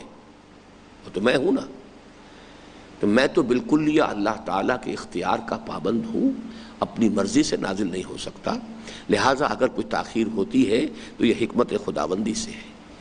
وما کان ربک نسیا، اور یہ نہ گمان کیجیے گا کہیں معاذ اللہ کہ آپ کا رب کوئی بھول گیا، دیر ہو گئی، تاخیر ہو گئی، نسیان ہو گئی، یہ اللہ کو لاحق نہیں ہوتی۔ اسی طرح کی یہ آیت دیکھیے ولا تحرک بہ لسانک لتعجل بہ۔ اے نبی آپ اپنی زبان کو تیزی سے حرکت نہ دیجیے کہ جلدی سے یاد کر لیں اس کو۔ اب اس میں بھی دیکھیے اچھی طرح، اگرچہ ذرا حضور کی یعنی شان کو ذہن میں رکھیے، اس کو ہم کہتے ہیں بلا تشبیہ. ایک بچہ ہے، ذہین ہے اور شوق بھی رکھتا ہے، تیزی سے آگے بڑھنا چاہتا ہے. اس کی کوشش کیا ہوتی ہے؟ جلدی سے سبق یاد کروں تاکہ استاد اگلا سبق دے، پروگرس ہو میری. ایک وہ ہے کہ جو بڑی مشکل سے اپنے، اس کا چونکہ ذاتی ذوق اور شوق ہے ہی نہیں تو مار مار کے اس سے سبق یاد کرایا جا رہا ہے. اور ایک وہ ہے کہ جو اپنے ذاتی شوق سے تیزی کے ساتھ سبق یاد کرتا ہے تاکہ اس سے آگے بڑھوں، اگلا سبق ملے. لا تحرک بہ لسانک لتعجل بہ، آپ اپنی زبان کو اس طرح تیزی سے حرکت دے کر جلدی سے اس کو یاد کرنے کی کوشش نہ کریں کہ جلدی سے اسے آپ ذہن نشین کر لیں. ان علینا جمعہ وقرآنہ، ایک تو یہ کہ ہمارے ذمے ہے، ہم آپ کے سینے میں اسے جمع کر دیں گے، محفوظ کر دیں گے، آپ بھولیں گے نہیں. لیکن باقی یہ کہ اپنی جگہ پر اس کی جو ہے اپنی ایک جو تنزیل کی ایک ترتیب ہے وہ اللہ کی حکمت میں ہے. نزول قرآن کے ابتدائی دور میں جب ایک بار وحی کی آمد میں قدرے دیر ہو گئی تو یہ وقفہ حضور صلی اللہ علیہ وسلم پر اس قدر شاق گزرا کہ حضور فرماتے ہیں کہ شدت غم سے میں سوچتا تھا کہ اپنے آپ کو پہاڑ پر سے گرا دوں. یہ آپ سورۃ الضحیٰ اور سورۃ الانشراح کے اگر تفسیریں پڑھیں گے یا کہیں تو ان کے بھی پس منظر میں یہ چیزیں مل جائیں گی.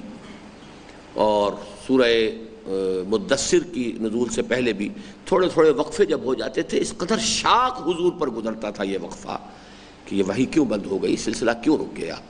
اس سے یہ سارا ہم کیوں پڑھ رہے ہیں کہ دیکھیے یہ عشق ہے، ذات باری تعالیٰ ہے اصل میں محبوب، اس کی صفت ہمارے زبان کے اصوات و حروف کی شکل میں ہمارے بات سامنے آ گئی. اس سے بڑی بات کیا ہوگی؟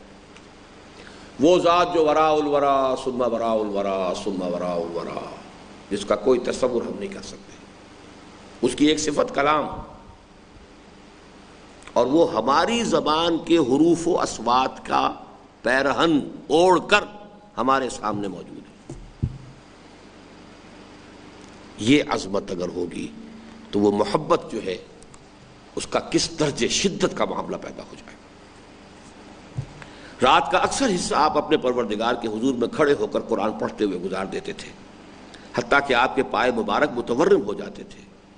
اور قرآن ہی کی شہادت ہے کہ 1/3 آدھی اور 2/3 رات اس طرح بسر کرنے میں بہت سے صحابہ رضوان اللہ علیہ مجمعین بھی آپ کا اتباع کرتے تھے.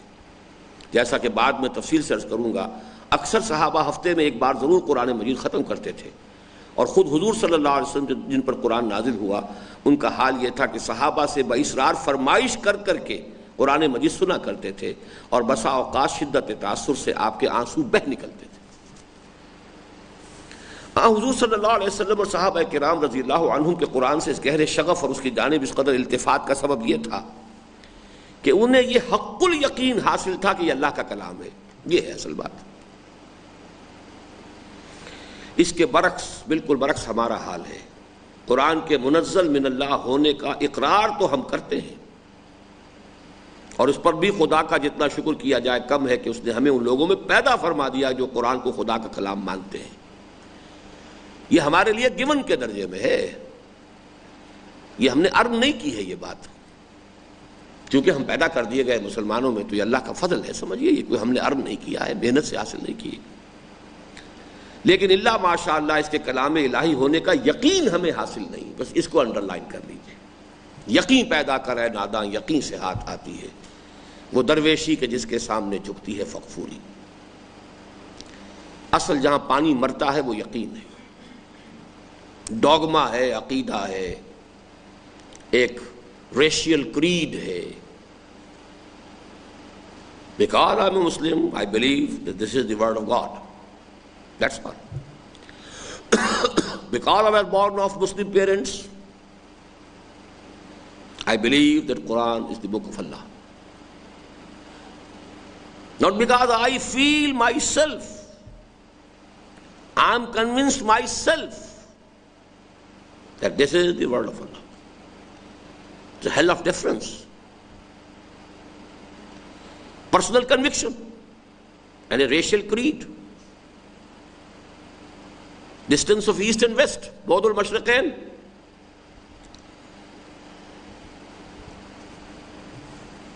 لیکن اللہ ماشاء اللہ اس کے کلام الہی ہونے کا یقین ہمیں حاصل نہیں، اور در حقیقت یہی ہمارے قرآن سے بعد اور اس کی جانب عدم التفات و توجہ کا اصل سبب ہے. آپ شاید میری اس بات سے ناراض ہوں، لیکن اگر ہم اپنے دلوں کو ٹٹولیں اور ان کی گہرائیوں میں جھانک کر دیکھیں تو ہمیں معلوم ہوگا کہ واقعی ہمارے قلوب یقین سے خالی ہیں اور ریب اور شک نے ہمارے دلوں میں ڈیرا ڈالا ہوا ہے۔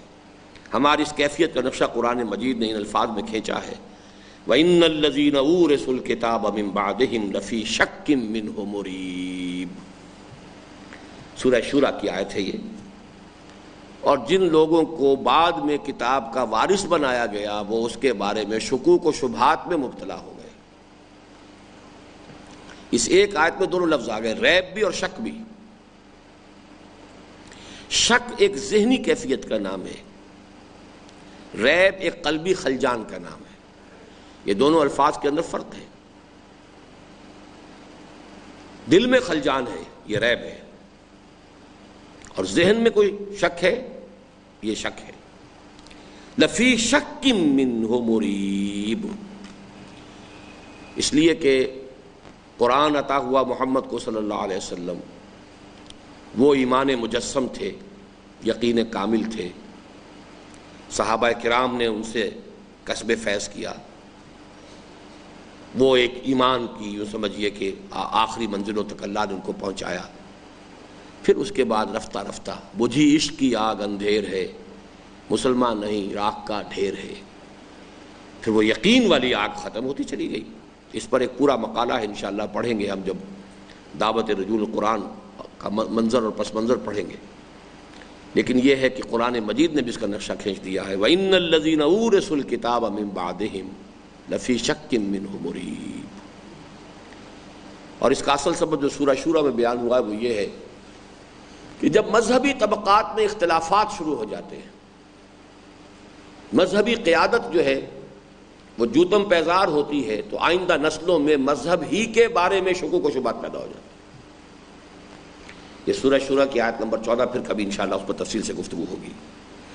یہی وجہ ہے کہ نہ ہمارے دلوں میں اس کی کوئی عظمت ہے، نہ اس کو پڑھنے پر ہماری طبیعت آمادہ ہوتی ہے، نہ اس پر غور و فکر کی کوئی رغبت ہم اپنے اندر پاتے ہیں، نہ ہی اسے زندگی کا واقعی لاہ عمل بنانے کا خیال کبھی ہمیں آتا ہے۔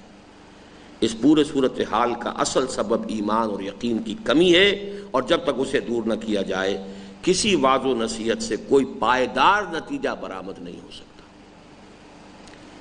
وعظ و نصیحت سے فوری تو کچھ فائدہ ہو جاتا ہے، لیکن یہ کہ پائیدار نتیجہ ہوگا اگر یہ ایمان ہو نیچے، حقیقی ایمان، قلبی یقین والا ایمان، تب وہ فائدہ مستقل ہوگا، پائیدار ہوگا۔ اب دیکھیے یہ جو بولڈ لیٹرز میں عبارت آئی، لہذا ہم میں سے ہر ایک کا سب سے پہلا فرض یہ ہے کہ وہ اپنے دل کو اچھی طرح ٹٹولے اور دیکھے کہ وہ قرآن مجید کو بس ایک متوارث مذہبی عقیدے، ڈاگما کی حیثیت سے ایک ایسی مقدس آسمانی کتاب سمجھتا ہے جس کا زندگی اور اس کے جملہ معاملات سے کوئی تعلق نہیں ہے،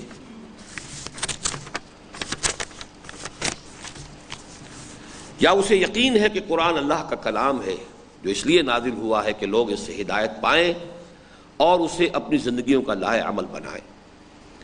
اگر دوسری بات ہے تو فہو المطلوب، اور اگر پہلا معاملہ ہے اور مجھے اندیشہ ہے کہ ہماری ایک عظیم اکثریت کے ساتھ یہی صورت ہے، تو پھر سب سے پہلے ایمان کی اس کمی کو پورا کرنے کی کوشش کرنی ہوگی، اس لیے کہ قرآن مجید کے دوسرے تمام حقوق کی ادائیگی کا مکمل انحصار اسی پر ہے۔ اس جملے کو نوٹ کر لیجئے، ایمان ہوگا تو آپ پڑھیں گے بھی، سمجھنے کے لیے وقت نکالیں گے، جس کو کہا کرتے ہیں burning the mid night oil, وہ ساری کی ساری کوششیں ہوں گی، اس لیے کہ آپ کو یقین ہے۔ ایمان ہوگا، پڑھیں گے، سمجھیں گے، عمل کریں گے اور اسے آگے بھی پہنچائیں گے۔ ایمان ہی نہیں ہوگا تو کیا کر لیں گے؟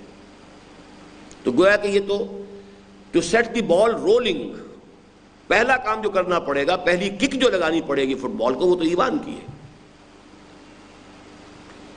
یہاں اب وہ بڑی ایک مشکل بحث آ رہی ہے، یہاں سادہ ترین الفاظ میں ہے، میں نے کسی درجے میں اسے آپ کے سامنے پہلے بیان کر دیا ہے، لیکن کبھی وقت ہوا تو انشاءاللہ اس پر پھر، کیونکہ جو میرے محاضرات ہیں ایمان کی حقیقت پر، اس میں تفصیل سے ان پر گفتگو کر چکا ہوں، پھر کبھی بات ہوگی۔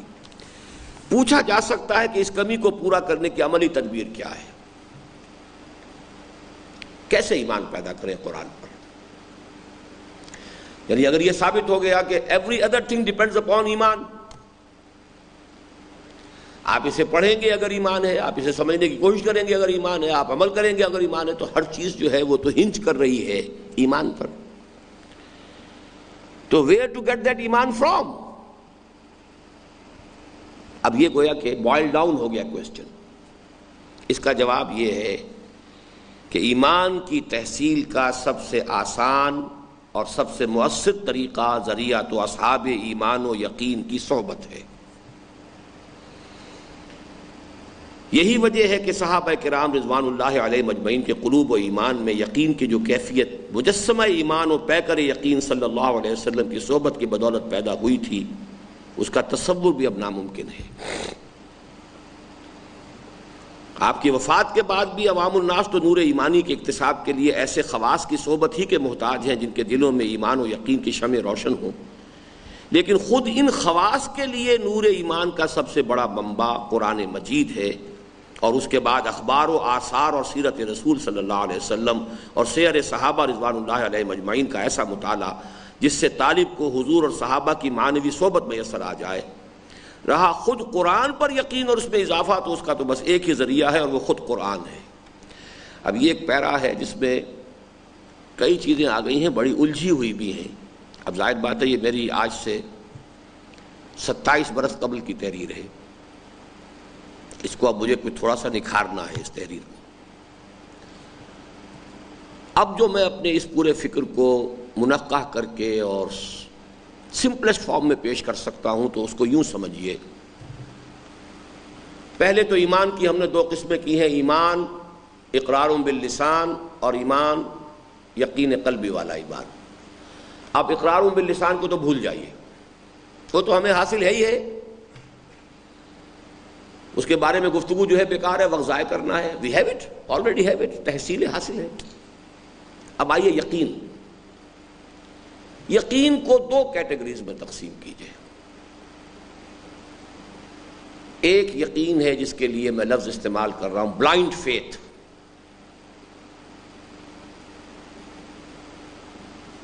Blind faith is also faith and it's very powerful. It can transform the character of the person. Blind faith, جان دے دے گا، اپنی ہر شے قربان کر دے گا. بلائنڈ فیتھ، اسے گھٹیا نہ سمجھیے، میں اس کو کسی توہین کے طور پر استعمال نہیں کر رہا، میں اس کے لیے ایک کیٹیگورائز کرنے کے لیے کہہ رہا ہوں. بلائنڈ فیتھ یعنی وہ یقین جس میں کوئی انٹلیکچوئل ایلیمنٹ نہیں ہے، فہم، بصیرت، تفقہ. وہ جو الفاظ ہم نے پڑھے تھے جب انوگریشن ہوئی تھی 15 اکتوبر کو، بصیرت یہ نہیں ہے، لیکن یقین ہے اللہ ہے، مرنے کے بعد جی اٹھنا ہے، جنت ہے، دوزخ ہے. یہ یقین بہت قیمتی شے ہے، بہت قیمتی شے. لیکن بلائنڈ فیتھ اور وہ فیتھ جس کے ساتھ انٹلیکچوئل ڈائمنشن بھی ہو، علی وجہ البصیرت ایمان، جس کے لیے سورہ یوسف کی آیت ہمیشہ ذہن میں رکھیے، قل هذه سبیلی ادعو الی اللہ علی بصیرۃ انا ومن اتبعنی. اے نبی کہہ دیجئے لوگوں یہ میرا راستہ ہے، میں اللہ کی طرف بلا رہا ہوں اور علی وجہ البصیرت بلا رہا ہوں، میں اندھیرے میں ٹامک ٹوئیاں نہیں مار رہا ہوں. اور نہ صرف میں، جو میرا اتباع کر رہے ہیں وہ بھی. بہت بڑا دعویٰ ہے یہ، علی بصیرۃ انا ومن اتبعنی. تو اب یہ دو کیٹیگریز ہو گئیں. جو بلائنڈ فیتھ ہے اس کو حاصل کرنے کے دو ذریعے ہیں. ایک اصحاب یقین کی صحبت، اس سے فزیکل فنومینن. آپ بھٹی کے پاس بیٹھیں گے گرمی آپ کو پہنچ جائے گی، آپ کو کچھ پتہ نہیں کیوں آ رہی ہے، کیسے آ رہی ہے، کون سی ویوز ہیں، ہیٹ ویوز ہیں، کیا ہے، کس طرح یہ ہیٹ جو ہے وہ ٹریول کرتی ہے. فزکس پڑھی نہ کچھ پڑھا، لیکن آ رہی ہے، گرمی تو آ رہی ہے. برف کے قریب بیٹھیں گے ٹھنڈک آ جائے گی. ایزیسٹ وے اصحاب یقین کی صحبت سے آپ کو یقین حاصل ہوگا. لیکن یہاں پھر سوال وہی آیا، وہ اصحاب یقین کہاں سے آئیں گے؟ So the problem is not solved. وہ اصحاب یقین بھی تو کہیں پہلے پیدا کرنے ہوں گے نا. لیکن اس میں کوئی شک نہیں کہ عوام الناس کے لیے اصحاب الیقین کی صحبت صالح ترا صالح کنت، صحبت طالع ترا طالع کنت، جہاں بیٹھیں گے اس کے اثر لیں گے، اصحاب یقین سے یقین ملے گا. دوسرا ہے عمل. آپ کے پاس کوئی رتی بھر عقیدہ ہی کہہ لیجئے، اللہ پر عقیدہ ہے، اللہ نے نماز فرض کی ہے، پڑھتے جائیے پڑھتے جائیے پڑھتے جائیے پڑھتے جائیے، اس سے بھی ایک ایمان پیدا ہوتا ہے. ایمان عمل کو جنم دیتا ہے تو عمل بھی ایمان کو جنم دیتا ہے. It's a two way phenomenon. یہ سیکنڈ میتھڈالوجی ہے جو تبلیغی جماعت اڈاپٹ کر رہی ہے اور بہت سکسیسفلی کر رہی ہے. لگے رہو، چلے میں جاؤ، 40 دن لگے رہو گے، نمازیں پڑھو گے، ماحول سے برے سے نکل گئے ہو، اچھے ماحول میں رہو گے، لگے رہو لگے رہو. اور اس پر بحث ہوئی ہے سورہ حجرات کے اندر، اس کے آخری آیات میں. جو لوگ ایمان لے آئے تھے، جن کے بارے میں کہا گیا ابھی ایمان نہیں تمہارے اندر آیا ہے، اسلام آیا ہے صرف، لیکن اگر تم اطاعت پر کاربند رہو گے، عمل کرتے رہو گے، تو وہ ایمان بھی آ جائے گا. یہ it's a two way phenomenon.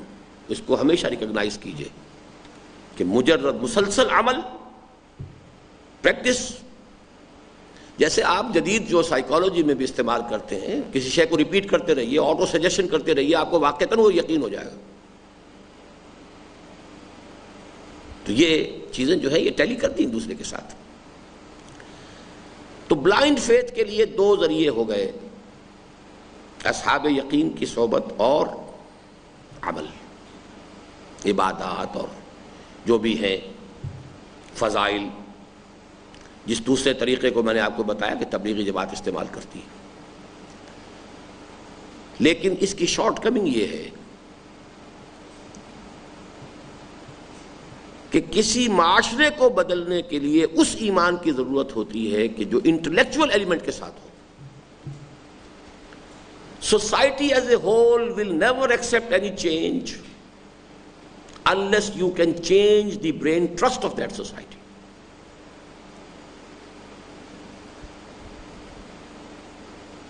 ماسس کے چینج ہونے سے سوسائٹی چینج نہیں ہوگی. یہ بالکل ایسے ہے کہ جیسے انسان کا جسم ہے، اس میں یہ دماغ ہے. اب میں وہ 2.25 من وزن میرا ہے، دماغ کا کتنا ہوگا؟ لیکن یہ دماغ کنٹرول کر رہا ہے. میرا ہاتھ ہے، اس میں کچھ صلاحیتیں ہیں، کچھ پکڑ سکتا ہے، کچھ کام کر سکتا ہے. کیا کرے کیا نہ کرے اس کا فیصلہ یہاں ہوتا ہے، ہاتھ فیصلہ نہیں کرتا. پاؤں مجھے لے کے چل سکتے ہیں، دوڑ سکتے ہیں. اب تو خیر دوڑ نہیں سکتا، چل تو سکتا ہوں، وہ بھی تکلیف سے. کبھی دوڑ بھی سکتا تھا، لیکن یہ کہ اس کا دوڑنے کا سمت کا فیصلہ یہاں ہوتا ہے. تو ایک society human society behaves as a living organism. وہ ایک ذی حیات ایک ہستی کی حیثیت سے کہ اس کا ایک نرو سینٹر ہے، برین ٹرسٹ ہے، وہاں سے کنٹرول ہوتا ہے. باقی بھاگ دوڑ یہ ماسز جو ہیں، نعرے بازی فلاں یہ وہ سب کچھ ہو جائے گا. بٹ دی برین ٹرسٹ اور دی انٹلیکچوئل ایلیٹ اور دی انٹیلیجنسیا، واٹ ایور یو میں کال دیم، وہ چینج قبول کرے گا، اس میں ایمان آئے گا تو سوسائٹی بحیثیت مجموعی ایمان سے منور ہو جائے گی، ورنہ نہیں. افراد بہتر ہو جائیں گے، داڑیاں لمبی ہو جائیں گی، اور پاجامے جو ہیں وہ ٹخنوں سے اوپر ہو جائیں گے، اور نوافل اور سنن کا اہتمام ہو جائے گا، مسواک جو ہے جیب میں آ جائے گی، یہ سب کچھ ہو جائے گا. اور ہو سکتا ہے کہ 10 لاکھ 20 لاکھ آدمی جمع ہو جائیں کسی جلسے میں، لیکن آن دس سوسائٹی کوئی اثر اس کا نہیں ہو. لہذا ہمارا اصل پرابلم ہے وہ ایمان جو شعور کے ساتھ ہو، شعوری ایمان، کانشس فیتھ.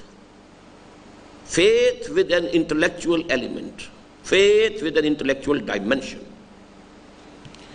اس کا منبع اور سرچشمہ صرف اور صرف قرآن ہے. وہ فنومینن میں آپ کو بتا چکا ہوں. قرآن کو پڑھتے ہوئے if you do feel that something within you is testifying that this is the correct thing, just, then it becomes your own personal experience. ابھی آپ کا بس ذاتی تجربہ ہے. اس کی مثال میں دیا کرتا ہوں کہ ایک شخص نے کبھی چینی نہ کھائی ہو. سب کہہ رہے ہیں چینی میٹھی ہوتی ہے، چینی میٹھی ہوتی ہے. ہاں جی ہوگی میٹھی. اب میں بھی کہوں گا بھی ہوگی میٹھی. آخر اتنے آدمی کہہ رہے ہیں تو جھوٹ کائے کو بولیں گے، مجھے کائے کو دھوکہ دیں گے. یہ سارا سرکمسٹانشل ایویڈنس ہے. میں یہی کہوں گا کہ یقیناً میٹھی ہوگی، لیکن جب میں نے چکھ لیا اب میں کہتا ہوں میٹھی ہے. یہ ہوگی اور ہے کے درمیان جو زمین و آسمان کا فرق ہے یہ پرسنل ایکسپیرینس کا ہے. لذت این بادا نہ دانی بخدا تا نہ چشی. اس شراب کی لذت تم کبھی سمجھ نہیں سکو گے جب تک کہ چکھو گے نہیں. یہ پرسنل ٹیسٹ وہ بتائے گا کہ ہے. یہ جب تک کیفیت نہیں ہوتی قرآن پر ایمان شعوری نہیں ہوگا. اب قرآن پر جب آدمی پڑھ رہا ہوتا ہے تو قرآن نے آیات آفاقی سے بحث کی ہے، آیات انفسی سے بحث کی ہے، فلسفے کے مسائل کو ٹیکل کیا ہے، چاہے وہ فلسفیکل ٹرمینالوجی میں نہیں ہے. Every thing has been discussed. جو کہ کہا ہے امام شافعی رحمۃ اللہ علیہ نے، جمیع العلم فی القرآن لیکن تقاصر عنہ افہام الرجال. کل کا کل علم قرآن میں ہے، لیکن لوگوں کی فہم کی صلاحیت جو ہے وہ اس سے قاصر رہ جاتی ہے. سمندر تو ہے، میرے پاس صرف بالٹی تھی چھوٹی سی، میں تو اس بالٹی میں پانی لا سکتا تھا نا. سمندر میں تو پانی کا کوئی انتہا نہیں ہے، لیکن میں تو اپنے ظرف کے مطابق لاؤں گا. جتنی بالٹی میرے پاس تھی، جتنی کوئی میرے پاس کوئی گھڑا تھا، کوئی ٹوکنی تھی، کوئی شے تھی، اسی میں لاؤں گا میں. تو جمیع العلم فی القرآن لیکن تقاصر عنہ افہام الرجال. لیکن یہ کہ جب ایک انسان جو ہے خود انٹلیکچوئل ہو، غور و فکر کرنے والا ہو، سوچ وچار کرنے والا ہو. وہ جو اقبال کہتا ہے خرد کی گتھیاں سلجھا چکا میں، وہ خرد کی گتھیاں سلجھانے میں لگا ہوا ہو اور پھر وہ قرآن پڑھ رہا ہو اور پھر اسے محسوس ہو کہ نہ کہیں جہاں میں اما ملی جو اما ملی تو کہاں ملی میرے جرم خانہ خراب کو تیرے عفو بندہ نواز میں. میری ساری فلسافیکل جو سرچ تھی، تھرسٹ تھی، اس ساری میری پیاس کو آسودگی اگر ملی ہے تو قرآن مجید کے دامن میں ملی ہے. یہ ایمان ہے در حقیقت کہ جس کا منبع اور سرچشمہ صرف قرآن ہے، فرام نو ویئر ایلس. اس میں ایک حدیث آپ کو اور سنا دیتا ہوں آج. اور یہ جو مشکات المصابیح کتاب ہے جو حدیث کا ایک طرح سے پرائمر ہے، ہمارے ہاں پہلی کتاب جو پڑھائی جاتی ہے وہی ہے عربی مدارس میں. اس کا آخری باب ہے باب و ثواب ہذہ الامہ. اس امت کا مقام اور مرتبہ کیا ہے اللہ کی نگاہ میں، اور اس کا ثواب جو ہے اس کا حیثیت کیا ہے. اس میں ایک حدیث آئی ہے ایمان کی اس حقیقت کے بارے میں. صحابہ کرام کی محفل میں، اب اس کو ویژولائز کیجئے، حضور تشریف فرما ہے، صحابہ کرام ہیں، حضور سوال کرتے ہیں ای الخلق اعجب الیکم ایمانا. ذرا یہ بتاؤ کہ تمام مخلوقات میں سب سے زیادہ حسین و جمیل ایمان کس کا ہے؟ یہاں ایک لفظ نوٹ کر لیجیے، اعجب. اعجب ہے عجیب سے. عجیب اردو میں تو ہم کہتے ہیں عجیب شے کہ جو غیر معمولی سی شے ہے، اب نارمل کو بھی عجیب کہہ دیں گے. لیکن یہ کہ عربی میں عجیب کہتے ہیں نہایت دل ربا، دل خوشکن، دل کو بھانے والی، پسند آنے والی، من کو بھانے والی وہ شے عجیب ہے. ای الخلق اعجب الیکم ایمانا، تمام مخلوقات میں سب سے حسین اور جمیل اور دل کو لبھانے والا ایمان کس کا ہے؟ Khizar you are following? Understanding? Okay. The answer of the first attempt was، صحابہ نے پہلا جواب جو دیا وہ یہ تھا الملائکہ. فرشتوں کا ایمان. حضور نے فرمایا وَمَا لَهُمْ لَا يُؤْمِنُونَ وَهُمْ عِندَ رَبِّهِمْ، وہ کیسے ایمان نہ لاتے، وہ تو اپنے رب کے پاس ہیں. ان کا کون سا تیر مارا انہوں نے جو ایمان ہے ان کے. جب ان کے سامنے جنت بھی ہے، ان کے سامنے دوزخ بھی ہے، وہ تو ابو جہل کے سامنے بھی آ جائے تو ایک لمحے میں ایمان لے آئے گا، تو وہ کوئی ان کا ایمان کی کوئی حیثیت نہیں. وَمَا لَهُمْ لَا يُؤْمِنُونَ وَهُمْ عِندَ رَبِّهِمْ، وہ تو اپنے رب کے پاس ہے. دوسری اٹمپٹ میں کہا فَالْأَنْبِيَاء، پھر نبیوں کا ایمان ہے، رسولوں کا ایمان ہے. حضور نے فرمایا وَمَا لَهُمْ لَا يُؤْمِنُونَ وَالْوَحْيُ يَنزِلُ عَلَيْهِمْ، وہ کیسے ایمان نہ لاتے جبکہ وحی ان پر نازل ہوئی.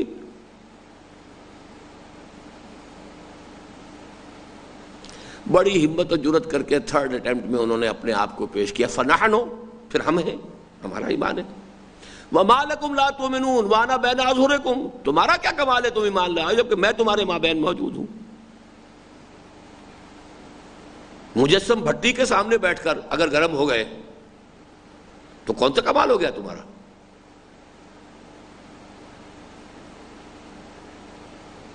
اب تینوں کو ریجیکٹ کر کے حضور نے فرمایا ان اعجب الخلق الی ایمانا لا عباد لا اخواننا الذین یاتون من بعدی، میرے نزدیک حسین ترین ایمان تمام مخلوقات میں ہمارے ان بھائیوں کا ہوگا. بڑا پیارا لفظ استعمال کیا، لا اخواننا، ہمارے بھائی، یاتون من بعدی، جو میرے بعد آئیں گے. یجدون صحفا فیہ کتاب اللہ فیؤمنون بما فیہا، انہیں تو کچھ اوراق ملیں گے جن میں اللہ کی کتاب درج ہوگی، اس پر ایمان لائیں گے. یہ گویا کہ ایمان اعجب جس کا ہے اس کا یہ موقع میرے اور آپ کے لیے کھلا ہوا ہے. لیکن اس کو کمپیئر کیجئے گا، ایمان افضل صحابہ کا ہے. ہر لفظ کی اپنی کنوٹیشن ہے، اس میں کہیں غلطی نہ ہو جائے.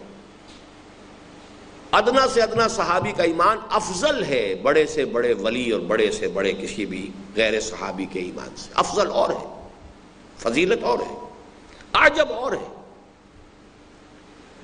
ٹن اور ہے، تولہ اور ہے. لیکن ہو سکتا ہے اللہ کی نگاہ میں کسی کا ایک تولہ کسی کے دوسرے کے ٹن کے مقابلے میں قیمتی ہو.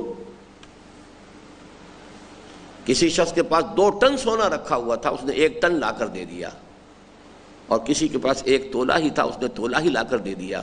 تو تولہ زیادہ قیمتی ہے یا 1 ٹن؟ ریلیٹو ویلیو کے اعتبار سے بڑا فرق ہو جائے گا. کوانٹٹی وائز ٹن بہت زیادہ، تولہ بہت کم ہے. لیکن وہ جو ٹن لے کر آیا وہ 1 ٹن چھوڑ کر بھی آیا ہے، وہ تو 50% مارکس لے گیا. اور جس کے پاس تولہ تھا، تولہ لے آیا، وہ 100% لے گیا. تو کامیاب بہت زیادہ ہے. اس اعتبار سے افضل اور اعجب کا فرق رکھیے گا. افضل ایمان صحابہ کرام کا ہے، اعجب ایمان یہ بعد کے آنے والے جو اس قرآن مجید کے اندر تدبر کر کے اور فکر کر کے، اس میں بقول اقبال غوطہ زنی کر کے، قرآن میں ہو غوطہ زن اے مرد مسلمان، اور یہاں سے جب وہ ایمان اور یقین کی کیفیت حاصل کرتے ہیں تو ان اعجب الخلق الی ایمانا لاخواننا الذین یاتون من بعدی یجدون صحفا فیہ کتاب اللہ فیؤمنون بما فیہا. وہ جنس نہیں ایمان جسے لے آئیں دکانیں فلسفہ سے، ڈھونڈے سے ملے گی عاقل کو. یہاں ذرا لفظ قاری لکھا گیا ہے، اس کو کاٹ کے ٹھیک کر لیجئے. یہ شعر جو ہے اصل میں عاقل کے لیے ہے، اور وہ جو ریشنل ایمان جس کو میں کہہ رہا ہوں، جس میں شعور ہو، یہ اس ایمان کی بات ہے. ڈھونڈے سے ملے گی عاقل کو یہ قرآن کے اسی پاروں میں. جیسا کہ میں بعد میں کسی قدر تفصیل سے عرض کروں گا، ایمان در حقیقت کوئی خارج سے ٹھوسی جانے والی چیز ہے ہی نہیں. اب یہ ایمان کے بارے میں ایک اور بہت گہری بحث ہے.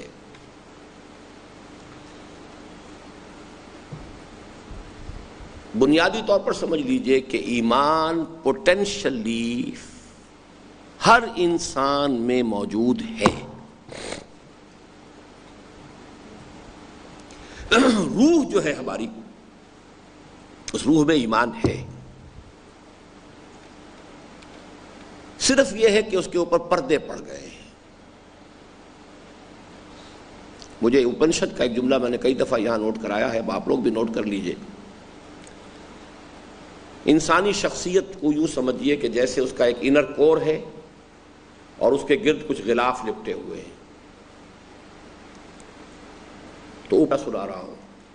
Man in his ignorance identifies himself with the material sheaths which encompasses real self. ایک ہماری اصل خودی ہے، انا ہے، روح ہے. ایک اس کے گرد ہمارے مادی وجود کا غلاف ہے. انسان غلطی سے اس مادی وجود کو سمجھ بیٹھتا ہے یہ میں ہوں، حالانکہ میں حقیقت میں وہ اس کا وہ روحانی وجود ہے، وہ اس کی خودی ہے، وہ اس کی انا ہے جو اس کے اندر لپٹی ہوئی ہے. اس روح کے اندر معرفت خداوندی، ایمان پوٹینشلی موجود ہے، لیکن اس کے اوپر مادیات کے، غیب کے، خواہشات کے پردے پڑ گئے. ان پردوں کو ہٹانا اور اندر سے ایمان برآمد کرنا، یہ ہے اصل میں قرآن کا کام. ایمان در حقیقت کوئی خارج سے ٹھوسی جانے والی چیز ہے ہی نہیں. اس کی شمع تو انسان کے اپنے باطن میں روشن ہے. منتخب نصاب میں آپ لوگ کہاں تک پہنچے ہیں؟ سورہ نور تک تو نہیں پہنچے جی؟ اچھا، سورہ نور میں یہ بحث آ جائے گی جب دوسرے باب میں آئے گی. اس کی شمع تو انسان کے باطن میں روشن ہے، اور اس کا قلب بذات خود وہ جامع جہاں نما ہے جس میں کائنات کے وہ تمام حقائق از خود منعکس ہیں، جن کا دوسرا نام ایمان ہے. یہ جامع جم آپ کو یاد ہوگا نا، کوئی کہتے ہیں روایتی چیز ہے، لیجنڈری چیز ہے. ایران کے کسی شہنشاہ کے پاس ایک پیالہ تھا، اس پیالے کے اندر دنیا کی ہر شے اسے نظر آ جاتی تھی. جامع جم، جامع جہاں نما. اسی طریقے سے میں نے کہا ہے کہ اس روح انسانی کے اندر معرفت رب بھی ہے اور تمام کونی حقائق کا عکس موجود ہے. ہوتا صرف یہ ہے کہ غلط ماحول اور غلط تعلیم و تربیت کے اثرات سے انسان کی شمع باطن کی دھندلی کی روشنی دھندلا جاتی ہے، اور اس کے اعمال بد کے سبب سے اس کا آئینہ قلب مقدر ہو جاتا ہے. جیسے لالٹین ہوتی تھی، اندر وہ بتی جل رہی ہے، لیکن فرض کیجئے دھوئیں نے اس کے شیشے کو بالکل سیاہ کر دیا ہے، تو بتی تو جل رہی ہے، روشنی باہر نہیں آئے گی. آپ کا کام کیا ہے؟ اس کی شیشے کو صاف کر دیں. صاف کر دیں گے تو اندر سے روشنی باہر آ جائے گی. فطرت انسانی کے اندر یہ موجود ہے. اس کے اوپر دھواں آ گیا، رین آ گیا. کلا بل ران علی قلوبہم ما کانوا یکسبون، ان کے دلوں پر زنگ آ گیا ان کے بد اعمال کی وجہ سے. اسی لیے وہاں نقشہ کھینچا گیا سورہ نور میں، ایک چراغ ہے. مثل نورہ کمشکات فیہا مصباح المصباح فی زجاجہ. ایک طاق ہے، اس میں ایک دیا رکھا ہے. دیا جو ہے ایک چمنی کے اندر ہے. یہ در حقیقت معرفت خداوندی کا یہ دیا ہر قلب انسانی کے اندر روشن ہے، لیکن اس کے اوپر دھواں چڑھ گیا ہے، اس پر غلاف آ گئے ہیں، اس پر پردے پڑ گئے ہیں، غلط تعلیم کے، غلط ماحول کے. جیسے کہ ایک حدیث میں آتا ہے کہ ہر بندہ جو پیدا ہوتا ہے انسان، وہ فطرت اسلام لے کر آتا ہے. کل مولود یولد علی الفطرہ فابواہ یہودانہ او یمسجانہ او ینصرانہ. یہ تو اس کے والدین ہیں جو اسے یہودی یا نصرانی یا مجوسی بنا دیتے ہیں. وہ پیدا تو ہوتا ہے فطرت اسلام پر، ہر بچہ کھلی فطرت لے کر آتا ہے. یہ جو پردے پڑ گئے ہیں اوپر، اس آئینے کو سیکل کرنے اور انسان کی شمع باطن کے نور کو اجاگر کرنے کے لیے ہی کلام الہی تبصرۃ و ذکریٰ لکل عبد منیب بن کر نازل ہوا ہے. یہ حدیث نیچے آ گئی ہے، کل مولود یولد علی الفطرہ. ہر بچہ جو پیدا ہوتا ہے فطرت پر پیدا ہوتا ہے. فابواہ یہودانہ او یمجسانہ او ینصرانہ او کما قال صلی اللہ علیہ وسلم. یہ تو اس کے والدین ہوتے ہیں جو مجوسی، نصرانی یا یہودی بنا دیتے ہیں. تو اوپر سے سیکل کرنے کے لیے قرآن مجید نازل ہوا، اس نے غبار ہٹایا اور اندر سے وہ قلب انسانی کے اندر سے، روح انسانی کے اندر سے ایمان کی روشنی جو ہے باہر نکلنے لگی۔ تلاش حق کی نیت سے اسے پڑھا اور اس پر غور و فکر کیا جائے تو سارے حجابات دور ہوتے چلے جاتے ہیں اور انسان کا باطن نور ایمان سے جگمگا اٹھتا ہے۔ یہ تو ہوئی نور ایمانی کی اولین تحصیل۔ اس کے بعد بھی جب کبھی غفلت یا غلبہ بہیمیت کے سبب سے، بہیمیت کسے کہتے ہیں؟ بہائم، حیوانات، تو غلبہ بہیمیت، اینیمل انسٹنکٹس جب ہمارے اوپر غالب آ جاتے ہیں، the id or libido of the Freudian terminology، جب انسان کی خواہشات، شہوات، آرزوئیں، دنیاوی لسٹ اینڈ ڈیزائرز وہ آ کر وہ کلاؤڈ کر دیتی ہیں، تو اس کے بعد بھی مسلسل ان کو دھوتے رہنا، صاف کرتے رہنا، پاک کرتے رہنا، ہٹاتے رہنا، تاکہ دیے کی روشنی اندر سے نکلتی رہے، یہ کام ہے کہ جو قرآن مجید کی تلاوت کے ذریعے سے بار بار مسلسل اور پہم کرتے رہنے کا۔ یہ تو ہوئی نور ایمانی کی اولین تحصیل۔ اس کے بعد بھی جب کبھی غفلت یا غلبہ بہیمیت کے سبب سے آئینہ قلب غبار آلود ہو جائے تو اس کے جلا و صقل کا مؤثر ترین ذریعہ قرآن مجید ہی ہے، جیسا کہ حضرت عبداللہ ابن عمر رضی اللہ عنہما کی روایت کے مطابق حضور صلی اللہ علیہ وسلم نے فرمایا، یہ بڑی پیاری حدیث ہے، ان هذه القلوب لتصدع، ان دلوں کے اوپر زنگ آ جایا کرتا ہے، کما یصدع الحدید، جیسے کہ لوہے پر زنگ آ جاتا ہے۔ آئرن گیٹس رسٹڈ، بھائی اذا اصابہ الماء، پانی اس پر پڑتا رہتا ہے، تو جس طرح پانی پڑتا رہے لوہے پر زنگ آ جائے گا، دلوں پر بھی زنگ آتا ہے۔ قیل یا رسول اللہ فما جلاؤها، صحابہ نے پوچھا حضور اگر ایسی بات ہے تو یہ بتائیے کہ اس کا جلا کیا ہے، how to polish it again. ہماری تلواروں کے اوپر زنگ آ جاتا، ہم سیکل کرتے ہیں، پالش کرتے ہیں، پھر چمکنے لگتی ہیں۔ قال کثرت ذکر الموت و تلاوت القرآن، کثرت سے موت کو یاد کرنا کہ جانا ہے، یہاں رہنا نہیں ہے، یہ میری مستقل منزل نہیں ہے، مستقل ٹھکانہ نہیں ہے، It's not the permanent abode، جانا ہے۔ اور قرآن مجید کی تلاوت۔ خلاصہ کلام یہ کہ محض ایک متوارث عقیدے کے طور پر قرآن کو ایک مقدس آسمانی کتاب ماننے سے ہماری موجودہ صورتحال میں کوئی تبدیلی پیدا نہیں ہو سکتی، اور قرآن مجید کے ساتھ عدم التفات کا جو رویہ ہمارا اس وقت ہے وہ نہیں بدل سکتا۔ قرآن مجید کے جو حقوق ہم پر عائد ہوتے ہیں ان کی ادائیگی کی اولین شرط یہ ہے کہ سب سے پہلے ہمارے دلوں میں یہ یقین پیدا ہو کہ قرآن اللہ کا کلام ہے اور ہماری ہدایت کے لیے نازل ہوا ہے۔ اس یقین کے پیدا ہوتے ہی قرآن کے ساتھ ہمارے تعلق میں ایک انقلاب آ جائے گا، یہ احساس کہ یہ ہمارے اس خالق و مالک کا کلام ہے جس کی ذات ہے تبارک و تعالی وراء الورا ثم وراء الورا، beyond and beyond, beyond and beyond, beyond any perception, beyond any imagination, اور جس کا ادنا ترین درجے میں بھی کوئی تصور ہمارے بس میں نہیں ہے، اور جس کی ذات کے ادراک سے عجز کا احساس ہی بقول افضل البشر بعد الانبیاء کمال ادراک ہے۔ یہ بھی پھر ثقیل بات آ گئی۔ دیکھیے اللہ تعالیٰ کی ایک ہے ذات، ایک ہے اس کی صفات۔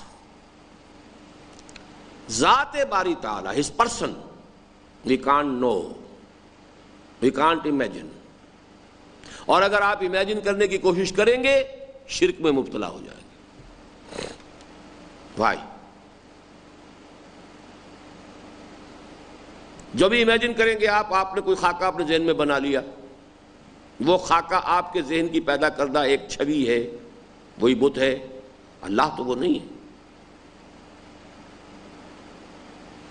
می تراشد فکر ماں ہر دم خدا وندے دیگر، میری فکر، میری سوچ جو ہے ہر آن ایک نیا خدا تراشتی رہتی ہے۔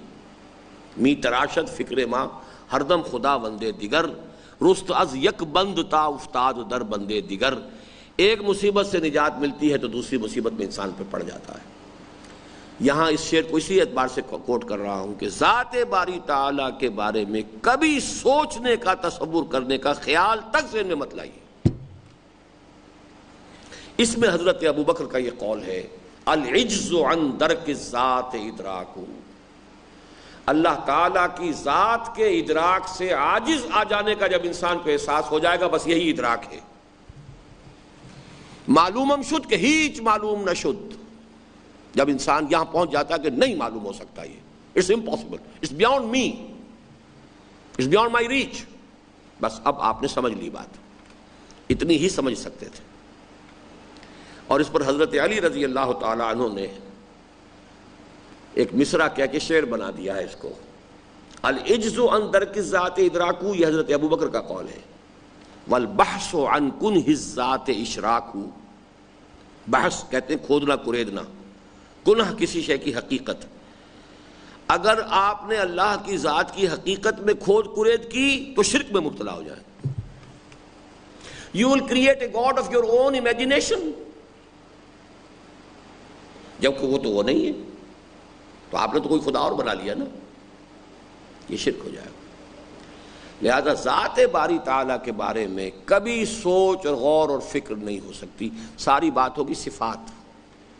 یہی وجہ ہے کہ آپ نے ایمان مجمل اگر یاد کیا ہو کبھی، آمنت باللہ کما ہوا باسمائہ و صفاتہ وقبلت جمیع احکامہ، میں اللہ کو مانتا ہوں جیسا کہ وہ اپنے اسماء و صفات سے ظاہر ہے، بس خلاص، وہ کیا ہے، کیسا ہے، کہاں ہے، اس سے کوئی بحث نہیں، بس صفات۔ اور صفات میں بھی بڑی لیمیٹیشنز ہیں، وہ تو اب آگے چلیں گے، آپ جب مسبحات تک پہنچیں گے تو معلوم ہوگا کہ صفات کا بھی ادراک ہمارے لیے بتمام و کمال ممکن نہیں ہے۔ اللہ قوت والا ہے، کتنی قوت والا ہے، how can I imagine, infinite, can I have any imagination of the infinite, beyond me. اسی لیے ایک لفظ ہے علی کل شیء قدیر، لفظ کل کے دامن میں پناہ لینے کے سوا ہمارے پاس چارہ نہیں، ہر شے پر قادر ہے، بے کل شیء علیم، ہر چیز کا عالم ہے۔ کتنا علم ہے اس کا، ہماری یہ چھوٹی سی کھوپڑی اس علم کا کیا اندازہ کرے کہ جس کی کوئی ڈائمنشنز ہی نہیں ہے، جس کی کوئی ابتدا ہے نہ انتہا ہے۔ تو صفات میں بھی ہمارا جو ہے کوئی بہت دور تک رسائی نہیں ہے ذات باری تعالیٰ کے ضمن میں۔ ہاں ہم جانتے ہیں علی کل شیء قدیر، بکل شیء علیم، بصیر، سمیع، خبیر، علیم، یہ صفات ہیں، ان کے حوالے سے بس جتنا سمجھ سکتے ہو سمجھ لو، باقی یہ کہ اس سے آگے جہاں تک ذات کا تعلق ہے وہ تو گویا کہ آؤٹ آف باؤنڈز ہے، باقی صفات میں بھی اس کی کیفیت اور کمیت دونوں ہمارے دائرہ ادراک سے باہر ہے۔ جس کا ادنا ترین درجے میں بھی کوئی تصور ہمارے بس میں نہیں، اور جس کی ذات کے ادراک سے عجز کا احساس ہی بقول افضل البشر بعد الانبیاء کمال ادراک ہے، ہمارے فکر و نظر میں انقلاب برپا کر دے گا۔ پھر ہمیں محسوس ہوگا کہ اس زمین کے اوپر اور اس آسمان کے نیچے قرآن سے بڑی کوئی دولت اور اس سے عظیم تر کوئی نعمت موجود نہیں ہے۔ انڈر لائن کر لیجیے اس لفظ۔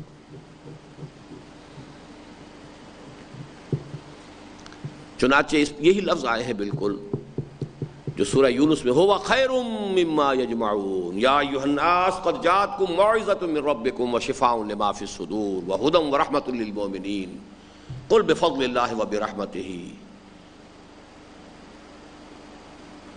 هو خیر فبذلک فلیفرحوا هو خیر مما یجمعون۔ تمام چیزیں جو تم جمع کرتے ہو، دولت ہے، یہ ہے، اینٹیکس ہیں، کوئی بڑے بڑے ڈیکوریشن پیسز ہیں نا معلوم کہاں کہاں سے لا کر، اس سے کہیں زیادہ قیمتی شے ہے قرآن۔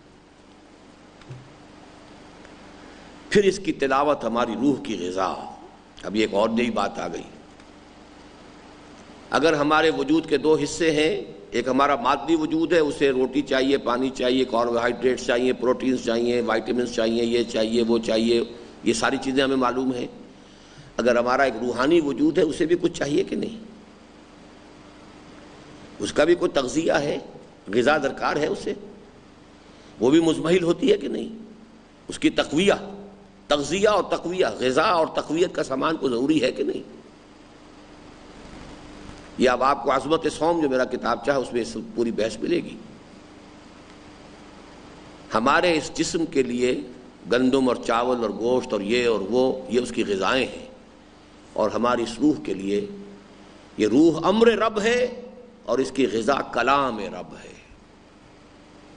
رمضان میں اسی کو ریورس کرتے ہیں کہ ذرا جسم کی غذا کو گھٹاؤ اور رات کو کھڑے ہو کر اس روح کی غذا کو اپنے اندر جذب کرو۔